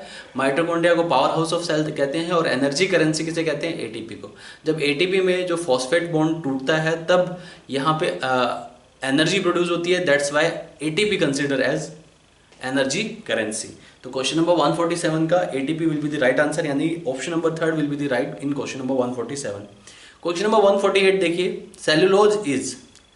सेलुलोज क्या है आपको ये बताना है, ठीक है। तो बेटा सेलुलोज जो है एक हेक्सोन पॉलीसेकेराइड होगा और अनब्रांच स्ट्रक्चर होता है, ठीक है। स्टार्च जो होता है वो ब्रांच होता है, लेकिन सेलुलोज जो होता है वो अनब्रांच स्ट्रक्चर होता है और हेक्सोन पॉलीसेकेराइड होता है। तो सेलुलोज को आप मैच कीजिए ऑप्शन नंबर 3 से। तो क्वेश्चन नंबर 148 का third option will be the right answer. बेटा क्वेश्चन नंबर 149 पे आइए। Which of the following elements are constituents of electron carrier proteins and are reversibly oxidised during electron transport. इसने बोला है कि इसमें से कौन सा एलिमेंट इलेक्ट्रॉन कैरियर प्रोटीन्स में आता है और आर रिवर्सिबली ऑक्सीडाइज, और जो कि रिवर्सिबली ऑक्सीडाइज होता है इलेक्ट्रॉन ट्रांसपोर्ट सिस्टम में। बेटा इलेक्ट्रॉन ट्रांसपोर्ट सिस्टम में, ठीक है, काफ़ी सारे क्या होते हैं, इलेक्ट्रॉन मोबाइल कैरियर्स होते हैं, इज दैट क्लियर। और काफ़ी सारे वहाँ पे जो है इलेक्ट्रॉन कैरियर प्रोटीन्स होते हैं। तो ये जो इलेक्ट्रॉन कैरियर प्रोटीन्स में जो मेजर प्रोटीन्स हैं, जैसे कि आपका आ जाता है साइटोक्रोम आ जाता है, इज दैट क्लियर। अगर इलेक्ट्रॉन ट्रांसपोर्ट सिस्टम आप फोटोसिंथेसिस में देखो तो यहाँ पे आपका फेरिडोक्सिन वगैरह भी आता है। तो यहाँ पे फेरिडोक्सिन की अगर हम बात करें तो उसमें आयरन होता है, साइटोक्रोम की बात करें तो उसमें कॉपर होता है। तो जो मेजर एलिमेंट है इलेक्ट्रॉन ट्रांसपोर्ट सिस्टम में जो इलेक्ट्रॉन प्रोटीन कैरियर के पास होते हैं वो या तो आयरन होता है या तो फिर कॉपर होता है। साइटोक्रोम है तो कॉपर होगा और फेरिडोक्सिन है तो आयरन होगा, इज दैट क्लियर। तो यहाँ पे iron and copper will be the correct answer. तो क्वेश्चन नंबर 149 में first option will be the right answer. Question number 150 देखिए। Bivalent align on equator during, bivalent equator पे अलाइन कर जाते हैं। तो बाईवैलेंट जो क्रोमोसोम्स हैं वो इक्वेटर पे लाई करते हैं, इक्वेटर प्लेन पे लाई करते हैं। तो इक्वेटर प्लेन पे क्रोमोसोम कौन सी स्टेज में लाई करते हैं बेटा, वो मेटाफेज में लाई करते हैं। और बाईवैलेंट क्रोमोसोम किस में बनते हैं, ये मियोसिस में बनते हैं। तो मेटाफेज 1 ऑफ मियोसिस पे इक्वेटर प्लेन में लाई करते हैं क्या, बाईवैलेंट क्रोमोसोम। तो यहाँ पे जो 150 का करेक्ट आंसर आएगा वो आएगा आपका metaphase 1 of meiosis. Question number 151 देखिए। Select the incorrect statement about biodiversity. आपको इनकरेक्ट स्टेटमेंट बताना है बायोडाइवर्सिटी के बारे में, कौन सी स्टेटमेंट यहाँ पे इनकरेक्ट है आपको ये कंफर्म करना है। तो यहाँ पे ऑप्शन नंबर 1 देखिए, increase from high to low altitude, latitude sorry, increase from high to low latitude. तो हाई से लो लैटिट्यूड की तरफ बायोडाइवर्सिटी इंक्रीज होती है या डिक्रीज होती है, आपको ये बताना है। बेटा हाई लैटिट्यूड जिसमें कि पोलर एरियाज आते हैं और लो लैटिट्यूड जिसमें कि टेम्परेट एरियाज आते हैं या ट्रॉपिकल एरियाज आते हैं, इज दैट क्लियर। तो अगर आप पोलर एरिया से ट्रॉपिकल एरिया की तरफ जाते हैं तो बायोडाइवर्सिटी इंक्रीज होती है। वहीं अगर आप इसको उल्टा करके देखते हैं कि अगर आप ट्रॉपिकल से पोलर एरिया की तरफ जाते हैं तो स्पीसीज डाइवर्सिटी डिक्रीज हो जाती है, is that clear to all of you. इसलिए यहाँ पे आपने पढ़ा भी होगा टेम्परेट एरिया में या पोलर एरिया में नंबर ऑफ स्पीसीज को कैलकुलेट करना बहुत ही आसान है as compare to tropical area, is that clear. तो वहाँ पे आसानी से आप नंबर ऑफ स्पीसीज को कैलकुलेट कर सकते हैं, इज दैट क्लियर। तो यहाँ पे फर्स्ट स्टेटमेंट करेक्ट है, आपको इनकरेक्ट स्टेटमेंट बतानी है। सेकेंड स्टेटमेंट देखिए, decrease of biodiversity promote niche specialisation. बेटा बायोडाइवर्सिटी अगर आप इंक्रीज करेंगे तो नीश स्पेशलाइजेशन बढ़ेगा, तो ये बिल्कुल गलत स्टेटमेंट है। बायोडाइवर्सिटी के इंक्रीज होने से नीश स्पेशलाइजेशन बढ़ता है, बायोडाइवर्सिटी के डिक्रीज होने से नीश स्पेशलाइजेशन घटता है, ये बात ध्यान रखना हमेशा, ठीक है। तो यहाँ पे 151 का सेकंड जो स्टेटमेंट है वो इनकरेक्ट है, आपको इनकरेक्ट ही बताना है। तो यहाँ पे second will be the answer. चलो थर्ड और फोर्थ स्टेटमेंट भी पढ़ते हैं। हैबिटेट डिस्ट्रक्शन, थर्ड स्टेटमेंट देखिए, हैबिटेट डिस्ट्रक्शन और loss in primary cause for the loss of biodiversity. Habitat destruction और loss is the primary cause for the loss of biodiversity. तो ये स्टेटमेंट भी सही है। अगर आप हैबिटेट डिस्ट्रक्शन करते हैं, किसी फॉरेस्ट एरिया को कट करके एग्रीकल्चर लैंड में कन्वर्ट कर दिया, तो वो फॉरेस्ट एरिया जो होता है वो नेचुरल हाउस होता है वाइल्ड एनिमल्स का। तो वहाँ पे वाइल्ड एनिमल्स के एक्सटिंक्शन के चांसेस बढ़ जाएंगे क्योंकि वो उनका एक नेचुरल होम है, is that clear to all of you. तो ये स्टेटमेंट भी बिल्कुल सही है कि हैबिटेट डिस्ट्रक्शन से जो है लॉस ऑफ बायोडाइवर्सिटी होता है, ये एक प्राइमरी कोज है, you can consider it. Question statement number 4 देखिए, वूपिंग क्रेन, ठीक है, ये वूपिंग क्रेन एक नॉर्थ अमेरिकन बर्ड होता है and blue whale are more susceptible to extinction due to fixed habitat and migratory route। बिल्कुल सही स्टेटमेंट है ये। मेनली जो नॉर्थ अमेरिकन बर्ड है जिसको आप वूपिंग क्रेन बोलते हैं और जो ब्लू वेल बोलते हैं, ये एक्सटिंक्शन के कगार पे हैं, ये एंडेंजर्ड स्पीसीज बन चुकी है। ये एंडेंजर्ड स्पीसीज इसलिए बन चुकी है क्योंकि इनका एक फिक्स हैबिटेट है और इनका जो माइग्रेटरी रूट है वो कम है, वो माइग्रेट करके एक जगह से दूसरी जगह नहीं जा सकते हैं और एक फिक्स्ड हैबिटेट में पाए जाते हैं। इसलिए जो स्पीसीज फिक्स्ड हैबिटेट में पाए जाते हैं और माइग्रेट नहीं करते हैं are you getting or not, उनके एक्सटिंक्शन के चांसेस बढ़ जाते हैं। तो यहाँ पे जो व्हिपिंग क्रेन है और ब्लू व्हेल है, इनके एक्सटिंक्शन के चांसेस इसलिए बहुत ज़्यादा हैं। Is that clear to all of you? तो ये स्टेटमेंट भी बिल्कुल सही है। तो 151 में सेकंड स्टेटमेंट इनकरेक्ट है, बाकी स्टेटमेंट सही है। तो इसने इनकरेक्ट स्टेटमेंट पूछा है, तो 151 का second option will be correct answer. Question number 152 देखिए, लेसिथिन इज ए, राइट, आपको लेसिथिन के बारे में बताना है। लेसिथिन आपको पता है एक फॉस्फोलिपिड होता है, इज दैट क्लियर? और उसी के बारे में आपको बताना है, is a fatty acid. Fatty acid lecithin का कंपोनेंट है, इज दैट क्लियर? आप उसको प्योरली फैटी एसिड नहीं कह सकते। इसमें phospholipid with choline attach to phosphate group, ये स्टेटमेंट बिल्कुल सही है। Phospholipid with choline attach to phosphate group, choline जो है फॉस्फेट ग्रुप के साथ अटैच हो गए, इसलिए इसको फॉस्फोलिपिड कहते हैं। लेसिथिन को फॉस्फोलिपिड कहते हैं क्योंकि इसमें फॉस्फेट ग्रुप कोलिन के साथ अटैच होता है। ये जो लिपिड है इसके दो पार्ट होते हैं, हेड पार्ट और दूसरा टेल पार्ट। तो जो पोलर हेड है उसमें फॉस्फेट और कोलिन कंबाइंड होते हैं हेड पार्ट में, और टेल पार्ट में फैटी एसिड्स होते हैं। Is that clear to all of you? तो यहाँ पे second option will be the correct answer for the lecithin phospholipid with choline attach to phosphate group. Is that clear? तो make it correct. Question number 152 का second option will be the right answer. Question number 153 देखिए, two kingdom system classification was given by, बहुत ही आसान question है ये, ठीक है। Two kingdom classification system, biological classification आपने पढ़ा है। Two kingdom classification was given by Carolus Linnaeus, तो answer will be Linnaeus. Is that clear? तो क्वेश्चन नंबर 153 में first option will be the right answer. Whittaker ने 5 kingdom classification दी थी, Linnaeus ने 2 kingdom classification दी थी। तो यहाँ पे 2 किंगडम क्लासिफिकेशन की बात कर रहा है, तो 2 kingdom classification was given by Linnaeus, तो 153 का first option will be the correct answer. So make it correct. Question number 154 पे देखिए, which of the following sequence is correct from outer side to inner side in the internal structure of a woody dicotyledon stem. बेटा woody dicotyledon stem जो है, dicotyledon stem में, खासकर woody stem में secondary growth देखी जाती है। तो सेकेंडरी ग्रोथ देखी जाती है तो उसमें आउटर से इनर की साइड कौन सी लेयर होगी, ये मैं आपको बताता हूँ। सबसे पहले जो आउटर लेयर होती है उसको आप बोलते हैं कॉर्क, कॉर्क को फैलम भी कहा जाता है। कॉर्क के बाद आता है कॉर्क कैम्बियम, जिसको फैलोजन भी कहते हैं। फैलोजन के बाद आता है फैलोडम, जिसको सेकेंडरी कोटेक्स कहते हैं, और सेकेंडरी कोटेक्स के बाद आता है आपका सेकेंडरी फ्लोएम। तो मेक इट करेक्ट, इस सीक्वेंस को फिक्स कीजिए। सबसे पहले फैलम, उसके बाद फैलोजन, फिर फैलोडम, उसके बाद सेकेंडरी कोटेक्स। तो it will be the sequence from outside to inside. Inside क्या है? सेकेंडरी फ्लोएम है। सबसे आउटसाइड क्या है? फैलम है, उसके बाद फैलोजन, फिर फैलोडम, उसके बाद सेकेंडरी फ्लोएम। तो क्वेश्चन नंबर 154 का second option will be the right answer. Question number 155. During complete oxidation of pyruvate, which of the following ratios is correct regarding release of NADH2, FADH2 and CO2 यानी carbon dioxide. आपको NADH2, FADH2, CO2 का आपको बताना है कि इनका ratio निकालना है आपको, कि NADH2 कितने निकलते हैं, FADH2 कितने निकलते हैं और CO2 कितने निकलते हैं after the oxidation of 1 pyruvic acid. यानी कि यहाँ पे क्रैब साइकिल की बात कर रहा है ना, क्रैब साइकिल।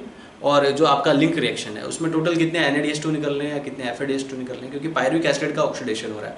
तो पायरुविक एसिड के ऑक्सीडेशन से टोटल 4 तो NADH2 निकलते हैं, जिसमें जैसे कि 3 क्रैब साइकिल में निकल जाता है और 1 लिंक रिएक्शन में निकल जाता है, ठीक है। वहीं FADH2 सिर्फ क्रैब साइकिल में निकलता है और वो एक ही होता है। इसने एक पायरुविक एसिड की बात की है, ग्लूकोज की बात नहीं की है, तो उसी हिसाब से देखना आपको। इसके अलावा CO2 जो होते हैं वो 3 CO2, भाई पायरुवेट में, पायरुविक एसिड में 3 कार्बन एटम होते हैं, तो 3 कार्बन एटम जब ऑक्सीडाइज होंगे तो 3 CO2 मॉलिक्यूल विल प्रोड्यूस। तो यहाँ पे मेक इट करेक्ट, रेशियो बताइए इसका, 4:1:3 रेशियो आएगा। तो इस हिसाब से क्वेश्चन नंबर 155 का थर्ड स्टेटमेंट देखिए, इसमें NADH2 ratio, FADH2 ratio, CO2 4:1:3 दिया है। तो 155 का third option will be the correct answer. Is that clear to all of you? Question number 156, compound epithelium plays major role इन।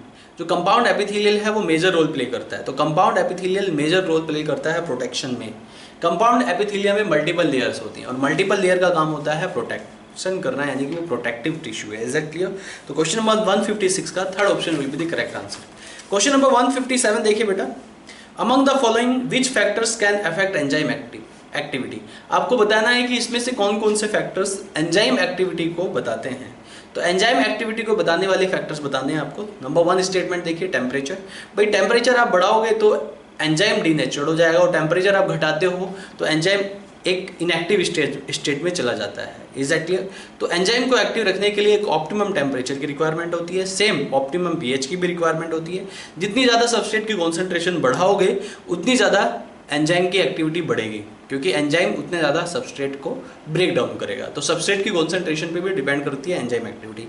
तो इस हिसाब से देखा जाए तो इन तीनों पे ही एंजाइम एक्टिविटी डिपेंड करती है। टेम्परेचर पे भी डिपेंड करती है, पीएच पे भी डिपेंड करती है। ऑप्टिमम टेम्परेचर चाहिए, ऑप्टिमम पीएच चाहिए, हाई सबस्ट्रेट कॉन्सेंट्रेशन चाहिए, जिससे कि एंजाइम एक्टिविटी को प्रमोट किया जा सके। तो ये यानी कि यहाँ पे जो आंसर आएगा ये तीनों ही करेक्ट है, यानी कि ऑल द अबव यहाँ पे एक स्टेटमेंट दिया है तो it will be the answer. तो क्वेश्चन नंबर 157 का fourth statement will be the correct answer. Question number 158 देखो, glucagon stimulates various metabolic function accept one.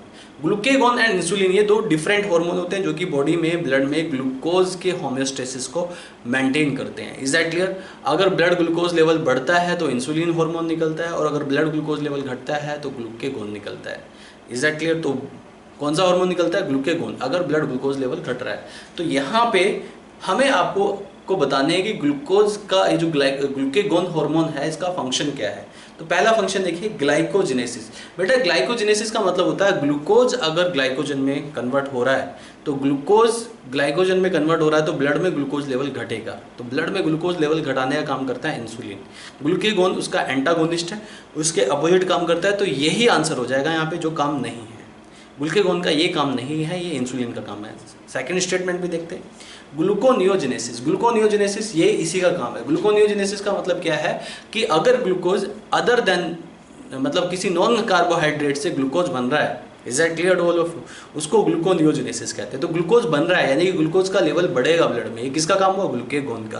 तो बिल्कुल सही है ग्लूकोगॉन के लिए, लेकिन आपको इनकरेक्ट बताना था।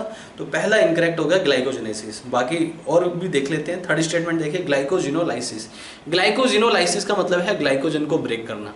ग्लाइकोजन को ब्रेक करके ग्लूकोज बनता है, ये ग्लूकेगॉन का काम है। तो ये भी बिल्कुल सही स्टेटमेंट है ग्लूकेगॉन के लिए।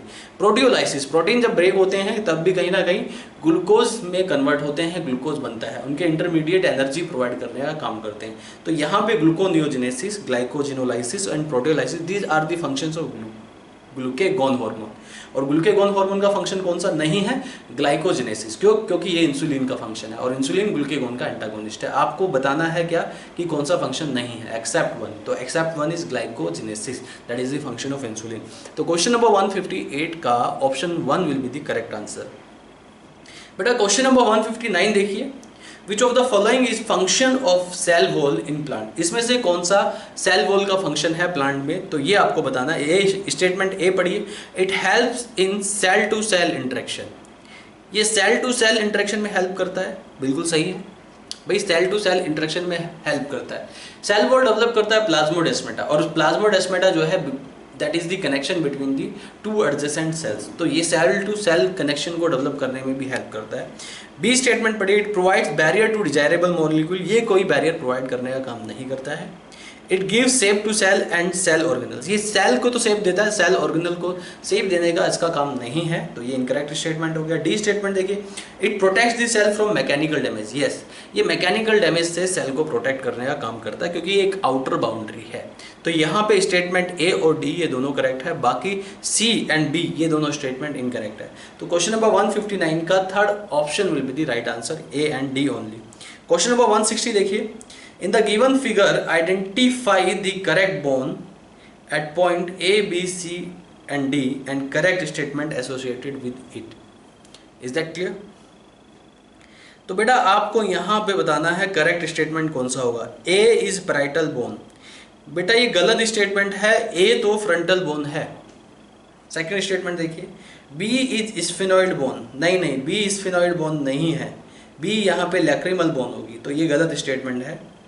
C is mandible bone. It is a single bone in facial region. It is a single bone in facial region. हाँ, मैंडिबल पेयर में नहीं होती है, ये मैंडिबल है और ये पेयर में नहीं होती है, फेशियल बोन है और ये एक ही बोन होती है। राइट, और स्टेटमेंट भी सही दिया है कि ये C जो है यहाँ पे लेबल डायग्राम में बिल्कुल लेबलिंग बिल्कुल करेक्ट बताइए, यहाँ पे मैंडिबल बोन होगी। इसके बाद फोर्थ स्टेटमेंट देखिए, D इज हायर्ड बोन, बिल्कुल सही। It is single pair. Pair कहाँ है बेटा? सिंगल ही है, पेयर तो नहीं होगी। तो फोर्थ स्टेटमेंट भी इनकरेक्ट है, तो करेक्ट स्टेटमेंट इज थर्ड, यानी कि third option will be the right answer. इसके बाद देखते हैं next question number 161। Question number 161 में use your average contribution in, भाई यूज योर एवरेज का क्या कंट्रीब्यूशन था। यूज योर एवरेज ने म्यूटेशनल थ्योरी दी थी और उसने अपना एक्सपेरिमेंट परफॉर्म किया था इवनिंग प्रिमरोज प्लांट पे, ठीक है। तो इवनिंग प्रिमरोज प्लांट पे एक्सपेरिमेंट परफॉर्म किया यूज्ड एवरेज ने और म्यूटेशनल थ्योरी ऑफ इवोल्यूशन को प्रपोज किया। तो mutation theory on the basis of his observation on the wild variety of evening primrose, is that clear, या ओनोथेरा लैमार्कियाना, इज दैट क्लियर। इस plant पे इन्होंने एक्सपेरिमेंट परफॉर्म किया, म्यूटेशन को ऑब्जर्व किया और म्यूटेशनल थ्योरी ऑफ इवोल्यूशन को दिया, किसने, यूज्ड एवरेज ने। तो यहाँ पे आपको यही बताना है, तो क्वेश्चन नंबर 161 का first option will be the correct answer. उसके बाद क्वेश्चन नंबर 162 का एनसीईआरटी का क्वेश्चन ले लिया गया है ये। इसमें कौन कैनेवलिन ए इज ए व्हाट, ठीक है। तो कौन कैनेवलिन ए किससे बिलोंग करता है बेटा, ये एक लैक्टिन्स है, ठीक है। एनसीईआरटी में देखना, it will be the correct answer. तो क्वेश्चन नंबर 162 का third option will be the right answer. Question number 163 देखिए, ये कुछ स्टेटमेंट दी है यहाँ पे और आपको बताना है कि इसमें से रॉन्ग ऑप्शन कौन सा है। तो फर्स्ट स्टेटमेंट देखिए, wasp laying egg in A fig fruit is an example of mutual relationship, बिल्कुल सही है, ठीक है। वास्प एंड फिग के बीच में म्यूचुअल रिलेशनशिप होती है, क्योंकि वास्प जो होती है ले दी एग्स, ठीक है, वो एग्स देती है कहाँ पे, inside the ovarian locules of the fig plant, ठीक है। और फिग प्लांट जो है क्या करता है, वो उससे क्या लेता है बेटा, पॉलिनेशन भी अचीव करवाता है। तो एक पॉलिनेशन अचीव करा रहा है और एक सूटेबल प्लेस दे रहा है एग लेइंग के लिए, इज दैट क्लियर। तो दोनों में म्यूचुअल रिलेशनशिप है, तो ये बिल्कुल सही स्टेटमेंट है। बी स्टेटमेंट देखिए, mycorrhiza in example of ectoparasitism. तो mycorrhiza is not an example of ectoparasitism, तो माइकोराइजा जो है वो एक्टोपैरासिटिज्म का एग्जाम्पल नहीं है। माइकोराइजा जो है ये एक सिम्बायोटिक एसोसिएशन होती है between roots of higher plants and fungi के बीच में। तो ये स्टेटमेंट यहाँ पे गलत है, तो बी स्टेटमेंट इनकरेक्ट होगी, आपको इनकरेक्ट ही बताना है। और सी स्टेटमेंट पढ़िए, physiological ecology is ecology at organism level, ठीक है। फिजियोलॉजिकल एक्टिविटीज़ किसी ऑर्गेनिज्म की बॉडी में परफॉर्म होती है, तो आप ये कह सकते हैं कि जो फिजियोलॉजी इकोलॉजी है, राइट, वो ऑर्गेनिज्म लेवल पे होती है। Is that clear to all of you. तो C statement is correct. D statement देखिए, competitive exclusion principle was given by Connell, ये बिल्कुल गलत स्टेटमेंट है। Competitive exclusion principle was given by Gause exclusive principle आपने पढ़ा होगा इकोलॉजी में, तो गोज ने प्रिंसिपल दिया था, कॉनेल ने प्रिंसिपल नहीं दिया था। तो बी और डी यहाँ पे इनकरेक्ट और रॉन्ग स्टेटमेंट है, आपको रॉन्ग स्टेटमेंट ही बताना है। तो यहाँ पे इस हिसाब से आपका बी और डी रॉन्ग स्टेटमेंट है, यानी क्वेश्चन नंबर 163 का third option will be the right answer. Question number 164 देखो बेटा, match the following plant growth regulators with their physiological effects. आपको ये यहाँ पे प्लांट ग्रोथ रेगुलेटर्स दिए हैं, auxin, ethylene, cytokinin, abscisic acid, ये सब आपको प्लांट ग्रोथ रेगुलेटर्स दिए हैं और इनको आपको मैच करना है। तो ऑक्सिन को आप मैच कीजिए, देखिए ऑक्सिन रूट इनिशिएशन इन स्टेम कटिंग, ऑक्सिन जो है रूट इनिशिएशन इन स्टेम कटिंग में हेल्प करता है, ठीक है। तो ए को आप थर्ड से मैच कीजिए। B ethylene increase the absorption surface of root, ये भी सही है, बी को आप फर्स्ट से मैच कीजिए। सी स्टेटमेंट देखिए, cytokinin delay of leaf senescence, ठीक है, साइटोकाइनिन को डिले ऑफ लीफ सेंसेंस से मैच कीजिए।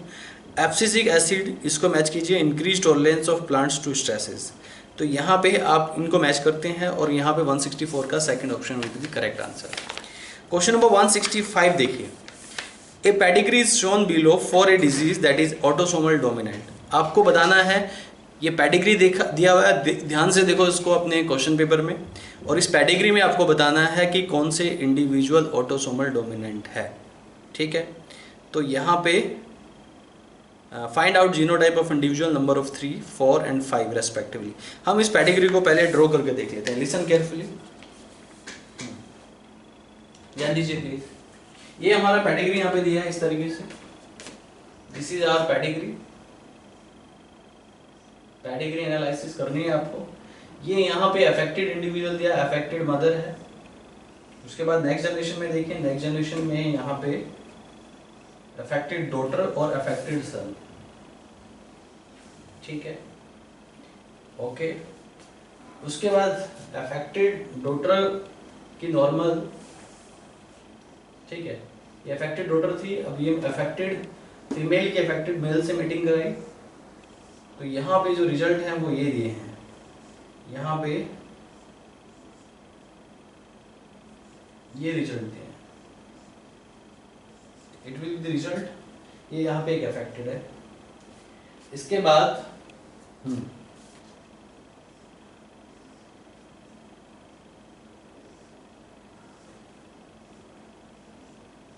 देखो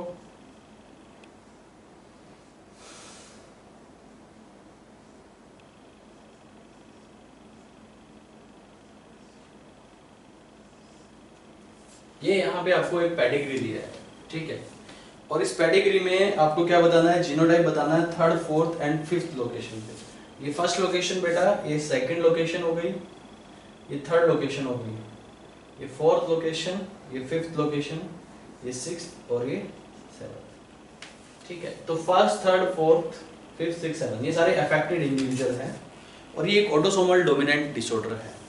तो आपको ऑटोसोमल डोमिनेंट डिसऑर्डर में यहाँ पे अफेक्टेड इंडिविजुअल का जीनोटाइप बताना है। तो लिसन केयरफुली, थर्ड पोजीशन पे बताना है। देखो बेटा ये थर्ड पोजीशन पे है, ठीक है। अगर ये ऑटोसोमल डोमिनेंट डिसऑर्डर होगा, ये अफेक्टेड इंडिविजुअल है, तो हेटेरोजाइगस कंडीशन में ऑटोसोमल डोमिनेंट क्या होता है, हेटेरोजाइगस कंडीशन में अपने आप को एक्सप्रेस करता है। तो पहली बात ये हेटेरोजाइगस हो गया, तो आप इसको ये कंसिडर कर सकते हैं, क्योंकि ऑटोसोमल डोमिनेंट में ये डोमिनेंट वाला एक्सप्रेस करेगा रिसेसिव पे, ये हेटेरोजाइगस हो गया, और हेटेरोजाइगस कंडीशन में भी डोमिनेंट कैरेक्टर अपने आप को एक्सप्रेस करता है। उसके बाद इसने फोर्थ पोजीशन पे पूछा है, फोर्थ पोजीशन पे भी ऑटोसोमल है, तो फोर्थ पोजीशन पे भी आप इसी जीनोटाइप को कंसिडर कर सकते हैं। Is it clear? क्योंकि हेटेरोजाइगस है। इसके बाद यहाँ पे फिफ्थ पोजीशन पे भी आप इसी को शो कर सकते हैं। Is that clear? अब यहाँ पे थर्ड पोजीशन पे ये आएगा। Is that clear? Mother affected है, थर्ड पोजीशन पे ये आएगा। थर्ड पोजीशन पे हेटेरोजाइगस कंडीशन क्यों आएगी बेटा? अगर सपोज दैट मदर अफेक्टेड है, मदर को आप होमोजाइगस मान लो और फादर क्या है, नॉर्मल है। यहाँ पे मदर अगर फादर के साथ मैटिंग करती है, ठीक है, तो यहाँ पे ये अगर अफेक्टेड होगा तो इसमें एक एलील फादर वाला आएगा और एक मदर वाला आएगा, तो आप इसको हेटेरोजाइगस कंसीडर करेंगे। सेम ये सन है, इसको भी आप हेटेरोजाइगस कंसीडर करेंगे, ये दोनों ही अफेक्टेड है, तो हेटेरोजाइगस कंडीशन में दोनों अफेक्टेड है। अगर सपोज दैट मदर यहाँ पे होमोजाइगस होती है तो भी आप इसको कंसीडर करते हैं, और मदर हेटेरोजाइगस होती है तो भी ये कंडीशन आ सकती है, ठीक है। फिफ्थ पोजीशन पे भी कुछ ऐसी कंडीशन है, देखो फादर नॉर्मल है, मदर क्या है, मदर अफेक्टेड है, तो यहाँ पे अगर ये डॉटर आएगी तो ये हेटेरोजाइगस आएगी। अब आप ये कहेंगे कि ये डॉटर ये क्यों नहीं आ सकती, यानी कि होमोजाइगस इसलिए नहीं आएगी क्योंकि फादर नॉर्मल है, या ये क्यों नहीं आ सकता, ये होमोजाइगस इसलिए नहीं आएगी क्योंकि यहाँ पे भी फादर नॉर्मल है, ये होमोजाइगस इसलिए नहीं आएगा क्योंकि यहाँ पे भी फादर नॉर्मल है। तो अगर दोनों पेरेंट में से एक नॉर्मल होगा तो हेटेरोजाइगस कंडीशन ही डेवलप होगी ना, तो सबके जीनोटाइप यहाँ पे एक जैसे होंगे, capital A small A, capital A small A, make it correct. तो ये जीनोटाइप हो गए, तो ये जीनोटाइप बताना है, मैच कर लीजिए यहाँ पे। तो क्वेश्चन नंबर 165 का one option will be the correct answer. Question number 166 देखिए, which of the following terms describe human dentition. Human dentition कौन कौन सी होती है? ह्यूमन डेंटिशन थिकोडोंट होती है, डाइफाइडोंट होती है, हेटेरोडोंट होती है। तो उस हिसाब से क्वेश्चन नंबर 166 का third option will be the correct answer. Thecodont का मतलब क्या होता है? If teeth embedded in the socket of jaw, this kind of dentition observed in human being. इसके बाद diphyodont, if teeth appear twice in life, teeth दो बार आते हैं लाइफ में, एक मिल्की टीथ और दोबारा परमानेंट टीथ, तो ये स्टेटमेंट भी सही है। Heterodont, if we have different type of teeth, we have 4 different type of teeth, incisor, canine, premolar and molar, such kind of dentition is called heterodont। तो human being में थिकोडोंट, डाइफाइडोंट और heterodont होता है, एक बोनोडोंट भी होता है, ये भी आप लिख लीजिएगा। क्वेश्चन नंबर 167, तो क्वेश्चन नंबर 166 का इस हिसाब से third statement will be the right answer. Question number 167 देखो बेटा, 167 ये लिया गया है प्लांट ब्रीडिंग वाले प्रोग्राम से। तो प्लांट ब्रीडिंग प्रोग्राम में सबसे पहले क्या करते हैं, इसकी सीक्वेंसिंग को आप सेट कीजिए। तो सबसे पहले कलेक्शन ऑफ वेरिएबिलिटी करेंगे, तो नंबर 1 कलेक्शन ऑफ वेरिएबिलिटी। उसके बाद evaluation and selection of parents, ठीक है, पहले आपने वेरिएबल करेक्टर्स को कलेक्ट कर लिया, उसके बाद आप इवेल्युएट करते हैं एक सुपीरियर पेरेंट को और सेलेक्ट करते हैं। तो सबसे पहला कलेक्शन ऑफ वेरिएबिलिटी आ गया, दूसरा evaluation and selection of parent आ गया। इसके बाद जो स्टेटमेंट आएगा वो आएगा cross hybridization among the selected parents. अब आपने सुपीरियर पेरेंट्स को सिलेक्ट कर लिया, तो सुपीरियर पेरेंट्स के बीच में जो है आपको क्रॉस कराना है, तो क्रॉस हाइब्रिडाइजेशन परफॉर्म करेंगे बिटवीन सुपीरियर पेरेंट्स। तो थर्ड स्टेटमेंट आपका क्रॉस हाइब्रिडाइजेशन, सीक्वेंसिंग में cross hybridization among the selected parent. इसके बाद डी देखिए, selection and testing of superior recombinants. आपको सिलेक्शन, उसके बाद जब आपने क्रॉस हाइब्रिडाइजेशन कराया अमंग द सिलेक्टेड पेरेंट्स के बीच में जब आपने क्रॉस हाइब्रिडाइजेशन कराया तो क्या होगा बेटा, उसके बाद जो आएगा आपका वो आएगा D statement, selection and testing of superior recombinant. अब वहाँ पे सुपीरियर रिकॉम्बिनेंट को आप टेस्ट करना है, काफ़ी सारे पेरेंट्स के बीच में आपने क्रॉस हाइब्रिडाइजेशन कराई तो काफ़ी सारे रिकॉम्बिनेंट करेक्टर आ जाएंगे। अब उन सारे रिकॉम्बिनेंट करेक्टर में भी आपको सुपीरियर करेक्टर को क्या करना है, निकालना है, आइसोलेट करना है। तो यहाँ पे डी स्टेटमेंट आएगी। उसके बाद लास्ट वाली स्टेटमेंट कौन सी है, testing, release and commercialization of new cultivars. उसके बाद आपने सुपीरियर रिकॉम्बिनेंट्स को सिलेक्ट कर लिया, सुपीरियर रिकॉम्बिनेंट को आपको टेस्ट करना है, रिलीज करना है and commercialization of new cultivars. तो 167 का third will be the right option, यानी कि third will be the right answer of question number 167। Question number 168 देखिए, all of the following are edible marine fish except. इसमें सारी की सारी edible marine fish है, कौन सी मैराइन फिश नहीं है आपको बस इतना बताना। तो मैराइन फिश कौन सी नहीं है बेटा, हिल्सा, सर्डिनस, मैक्रल एंड कैटला, ये चार ऑप्शन दिए हैं आपके पास। तो मैराइन फिश इसमें नहीं होगी कैटला, क्योंकि कैटला जो है एक फ्रेश वाटर फिश है। तो आपको ये बताना है कि कौन सी मैराइन वाटर फिश नहीं है। तो catla will be not be the marine water fish, see it will be the fresh water fish. तो क्वेश्चन नंबर 168 का fourth option will be the correct answer. Question number 169 देखो, listen carefully. Extra embryonic membranes are presenting, जितने भी extra embryonic membrane होती है, आपने पढ़ा होगा एनिमल किंगडम में आप एनिमल्स को एम्नियोन और नॉन एम्नियोन में कैटेगराइज करते हैं, एम्नियोटिक एनिमल और नॉन एम्नियोटिक एनिमल। तो एम्नियोन जिसमें है वो एक एक्स्ट्रा एम्ब्रियोनिक मेम्ब्रेन है।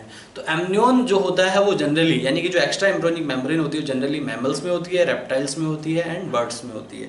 ठीक है, तो यहाँ पे जो आंसर आएगा 169 का थर्ड स्टेटमेंट आएगा, मैमल्स, रेप्टाइल्स एंड बर्ड्स, इनमें एक्स्ट्रा एम्ब्रियोनिक मेम्ब्रेन होती है। एम्फीबियंस में या पाइसिस में कोई भी एक्स्ट्रा एम्ब्रियोनिक मेम्ब्रेन नहीं होती।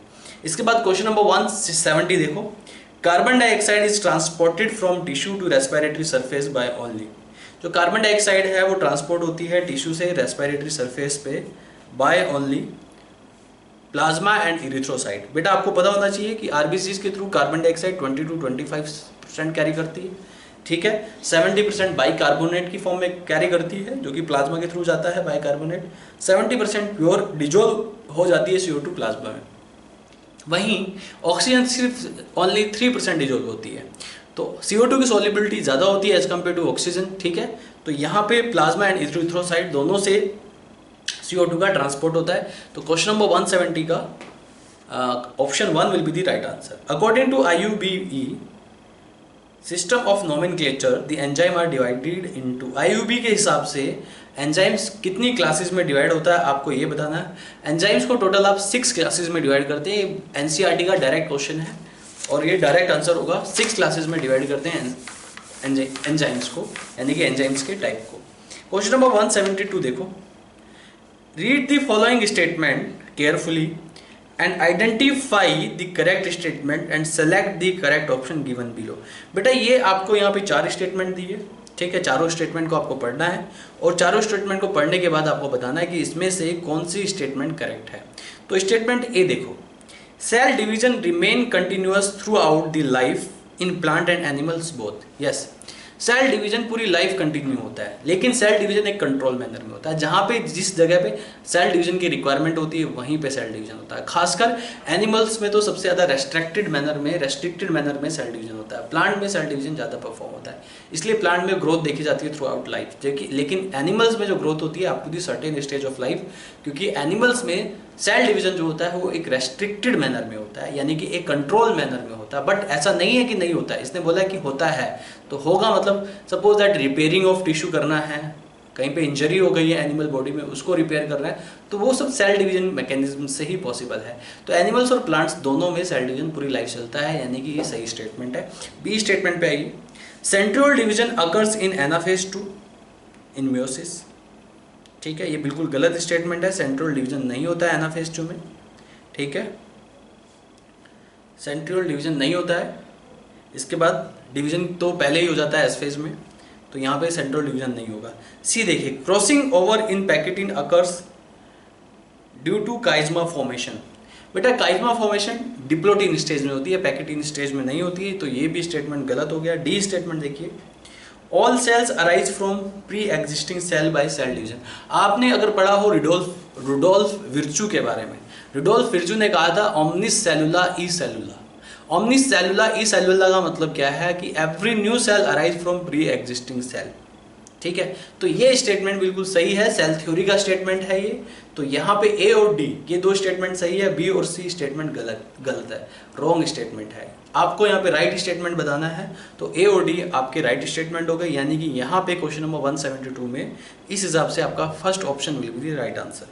क्वेश्चन नंबर 173 पे आइए, सेलेक्ट इनकरेक्ट स्टेटमेंट। आपको इनकरेक्ट स्टेटमेंट बतानी है, ठीक है, यानी कि यहाँ पे 4 स्टेटमेंट दिए हैं, चारों स्टेटमेंट को आपको अच्छे से पढ़ना है और चारों स्टेटमेंट में से वो जो स्टेटमेंट है इनकरेक्ट जो है उसको आपको निकालना है। ठीक है, तो यहाँ पे फर्स्ट स्टेटमेंट देखिए, in a dorsiventral leaf, dorsiventral leaf को आप डाइकोटिलेडन्स लीफ भी कहते हैं, डाइकोटिलेडन्स में होती है। Mesophyll is differentiated into palisade, parenchyma and spongy parenchyma. ये बिल्कुल ठीक स्टेटमेंट है। ठीक है, डाइकोटिलेडन्स लीफ में जो मीसोफिल सेल्स होती हैं जहाँ पे फोटोसिंथेसिस परफॉर्म होता है, वो अपने आप को डिफरेंशिएट करती है स्पॉन्जी पैरेन्काइमा में और पैलिसेड पैरेन्काइमा में। तो यहाँ पे 173 का first option will be the correct answer. 173 का सेकंड ऑप्शन देखिए, bark includes secondary phloem and periderm. ठीक है, बार्क में सेकेंडरी फ्लोएम भी होता है और बार्क में पेरिडर्म भी होता है, ये स्टेटमेंट भी बिल्कुल सही है। स्टेटमेंट नंबर 3 देखिए, रे parenchymatous sales conduct water in radial direction. बिल्कुल करेक्ट स्टेटमेंट है ये भी।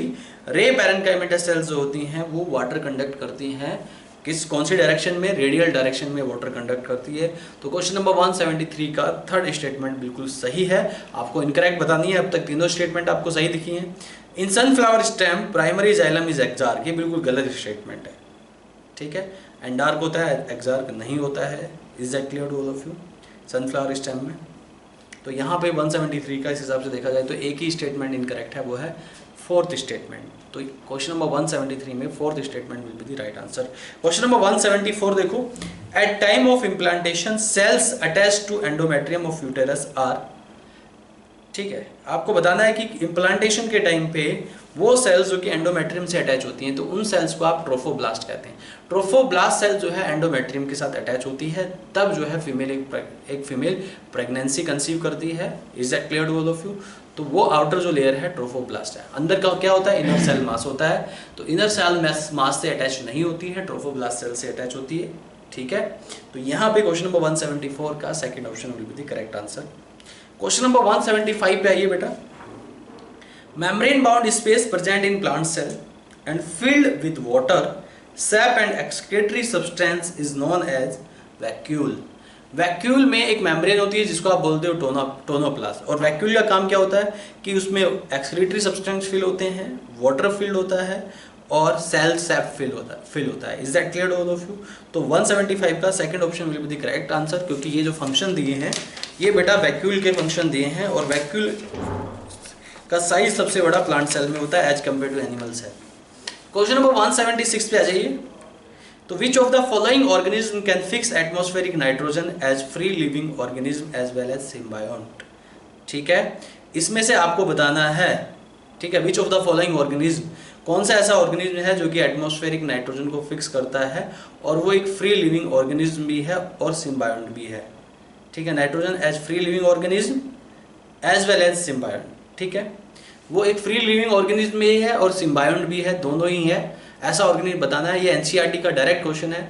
ये ऐसा ऑर्गेनिज्म जो है rhizobium and Azotobacter free living भी होता है और सिम्बायोटिक भी होता है। तो यहाँ पे 176 का third option will be the correct answer. Question number 177 पे ये Ganga action plan for controlling pollution in Ganga started in. तो जो गंगा एक्शन प्लान है वो पॉल्यूशन को कंट्रोल करने के लिए कब स्टार्ट हुआ? 1985 में। Ganga action plan, Yamuna action plan, ये दोनों प्लान दिए हैं आपको। गंगा एक्शन प्लान आप ये सीवेज ट्रीटमेंट वाला टॉपिक पढ़ना माइक्रोब्स इन ह्यूमन वेलफेयर में, तो वहाँ पे गंगा एक्शन प्लान के बारे में दिया है। तो 1985 में गंगा एक्शन प्लान स्टार्ट हुआ था इंडिया में। तो 177 का option 1 will be the right answer. Question number 178 देखो बेटा, question number 178, choose the correct incorrect match. आपको इनकरेक्ट मैच बताना है। स्टेटमेंट ए देखिए, algae sex organs are unicellular and jacket less. बिल्कुल सही स्टेटमेंट है। एल्गी के सेक्स ऑर्गन यूनिसेलुलर होते हैं और जैकेट लेस होते हैं। बी स्टेटमेंट देखिए, bryophytes sporophyte is dependent on gametophyte. ये बिल्कुल सही स्टेटमेंट है। ब्रायोफाइट्स में स्पोरोफाइट गैमेटोफाइट से अपना नरिशमेंट लेता है। स्पोरोफाइट जो है गैमेटोफाइट पे डिपेंड करता है। ये स्टेटमेंट भी सही है। Pteridophytes called naked seed plant, ये स्टेटमेंट बिल्कुल गलत स्टेटमेंट है।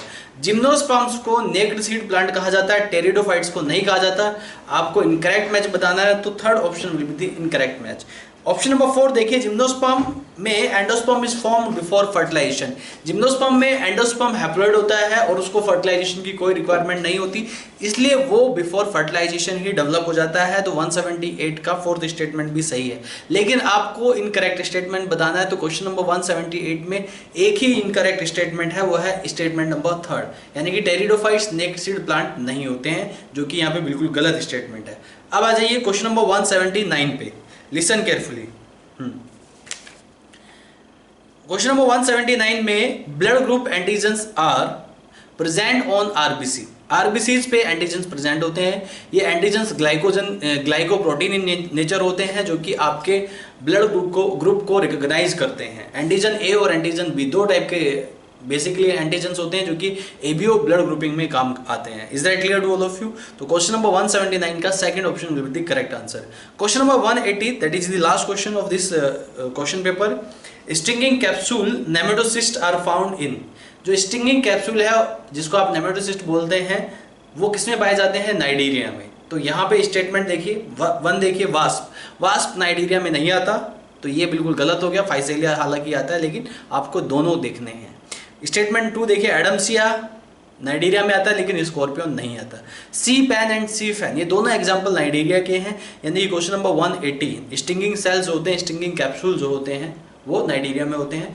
तो यहाँ पे ये दोनों स्टेटमेंट नंबर 3 देखिए, इसमें जो ऑप्शन नंबर 3 में दोनों ही ऑप्शन जो दिए हैं, सी पैन एंड सी फैन, दोनों ही नाइजीरिया के एग्जाम्पल है।